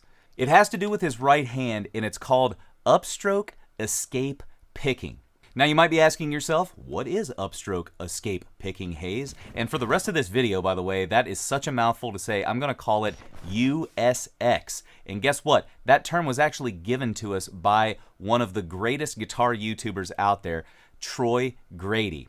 He's got a website called Cracking the Code, and Troy has really dove headfirst into analyzing the right hands of some of the greatest guitar players out there to give us this terminology and system to attack speed playing on the guitar. So when I watch Billy's playing, he falls right into this USX camp that I see Troy talking about on his channel all the time. So what is upstroke escape picking? Troy developed this term to describe right hand motion where downstrokes are trapped between two adjacent strings, but upstrokes are free of the strings and allow you to shift to a different string.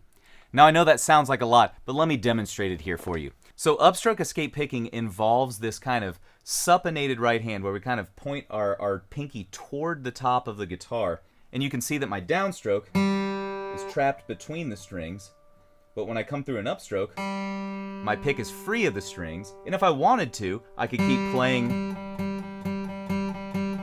on that string, or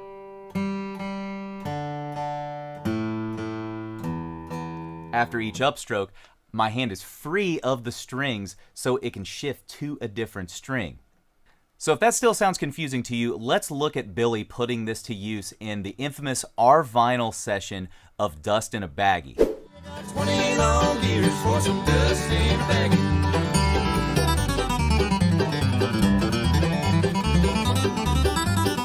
So the first thing that you notice is Billy's right hand is actually completely covered by the microphone when he launches into this lick. But I've seen him use this motion so many times before, and I can tell from the angle of his wrist and the way that he's moving his arm that he is definitely using USX picking in this example. So if we look at the tab to this, you can see that the first two measures are just kind of this chromatic descending phrase, kind of like in G Mixolydian, right?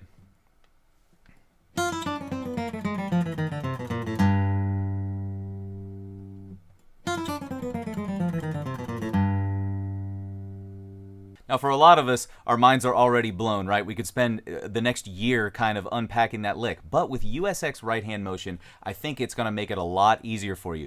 Let me show you that lick again, but with a better right hand angle so you can see exactly how USX comes into this.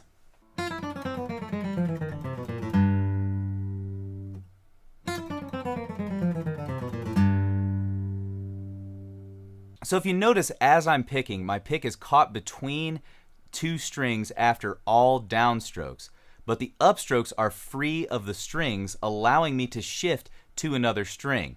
Now, if you've seen Marcel's lesson on this version of Dust in a Baggie and have run through this tab but can't quite nail that opening lick, then this USX motion is definitely something you should check out. I know in my own personal playing, in the last 2 years, it's really unlocked speed playing in general for me, so you should definitely give this one a try.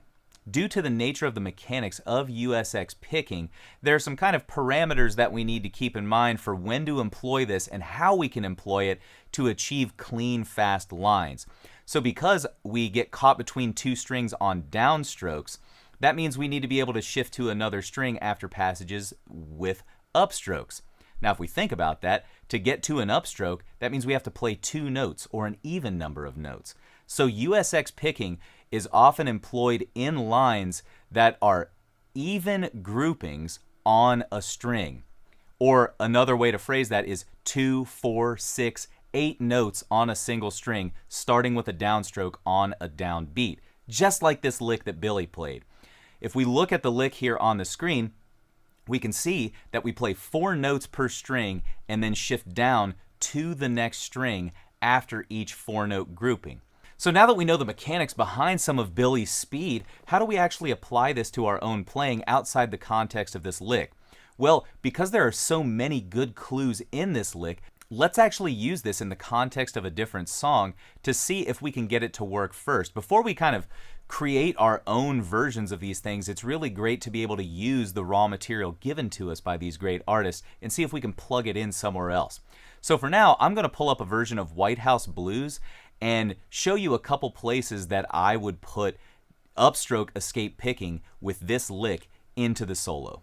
So we're going to kind of start out just the way that Billy plays this lick. I'm going to play 2 pickup notes into some improvisation over the chord changes to White House Blues, and then I'm going to see if I can throw that lick into the middle of the solo, just to put it into a spot that's a little different from how Billy used this lick.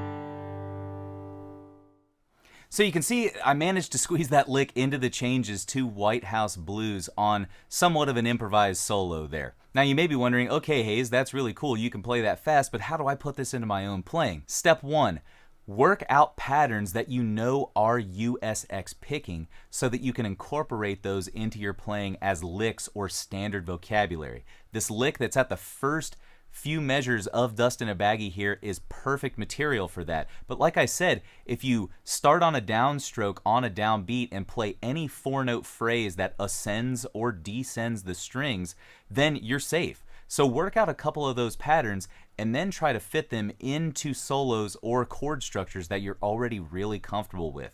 The reason I chose White House Blues is because I know the melody to that tune really well, so I can pull off a fast, hot lick like Billy uses here, and then fill out the rest of the break with pillar tones or the melody notes from the original tune. I think that's a great way to kind of incorporate these new things into solos, and it could be a very useful tool for you so you don't feel too overwhelmed by this process of speed picking.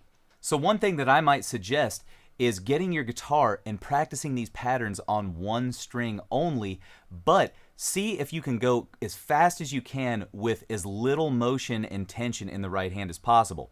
One thing that I really noticed is that my wrist wasn't able to move side to side so much this way for the USX picking, but I ended up having to use a lot of this doorknob turning motion or kind of jiggling motion that comes really from the entire top bone of your wrist here.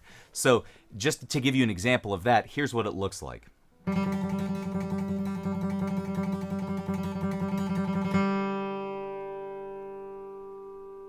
One last thing you might want to check out too is on all of your downstrokes, do a rest stroke.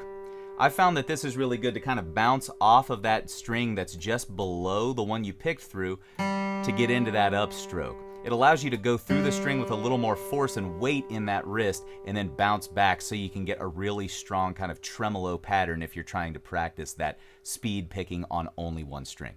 Okay, my friends, there you have it. The secret to Billy Strings' speed playing. Obviously, I couldn't cover everything that makes him a great fast guitar player in today's video, but I think if you experiment with this USX picking and that lick from Dust in a Baggie, you're gonna gain kind of a window into how Billy is able to pull off these blazing fast tempos. If you haven't had a chance, go ahead and hit that like and subscribe button below if you enjoyed today's video. And if you want to support the channel and get access to things like PDFs of all the tab for our exercises, backing tracks, play-alongs, and monthly live Zoom calls with yours truly, go ahead and check out the link below in the description to the Guitar Club. Okay, my friend, don't go anywhere though. We've got some more great videos queued up for you right here.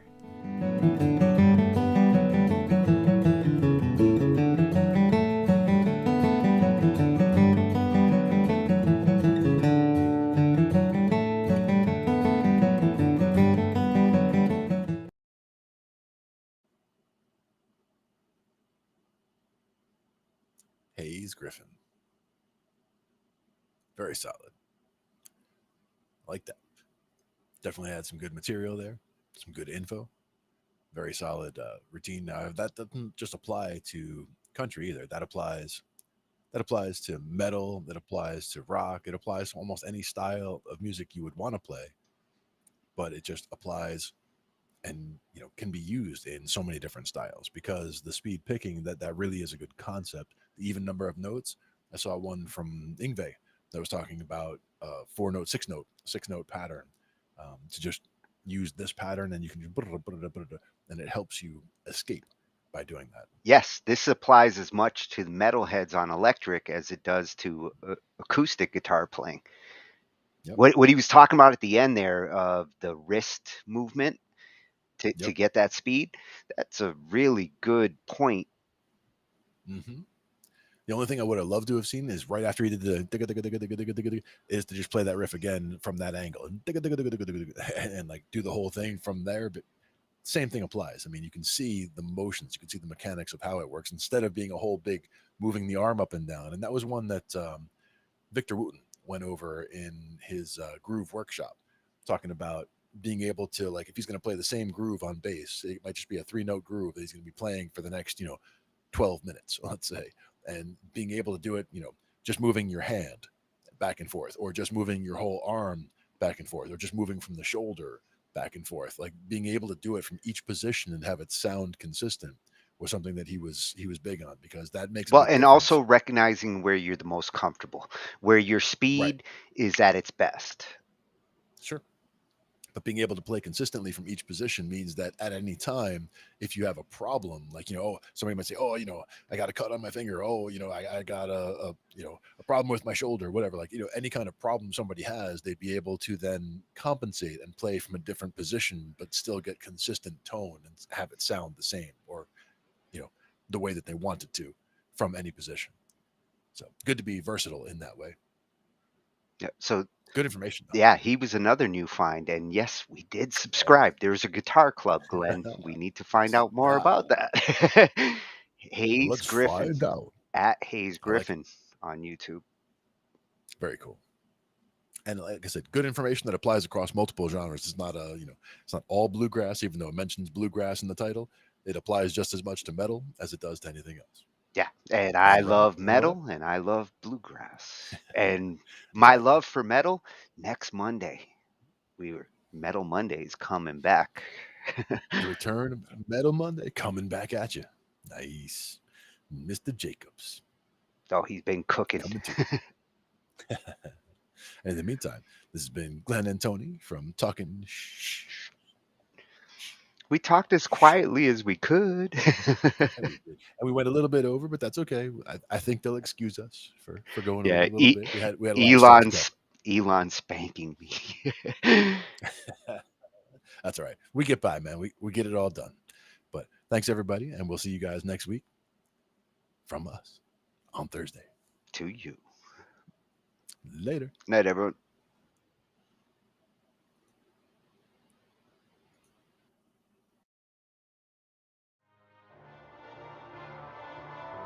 Ambient noise, yeah. So now you're grabbing some band lab clips.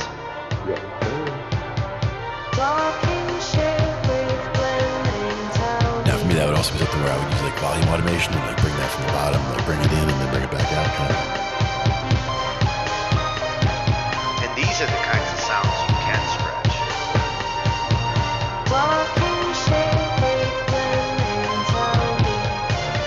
With this AI, like scratching it actually can be cool.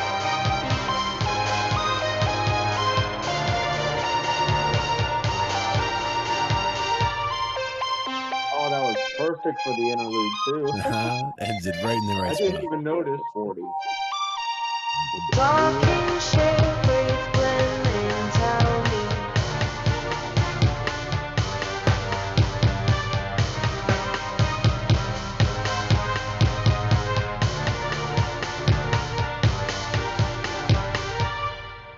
didn't even realize the texture faded out at the interlude until it happened. I'm like, wait a minute. Sometimes you just, it was just meant to be that way.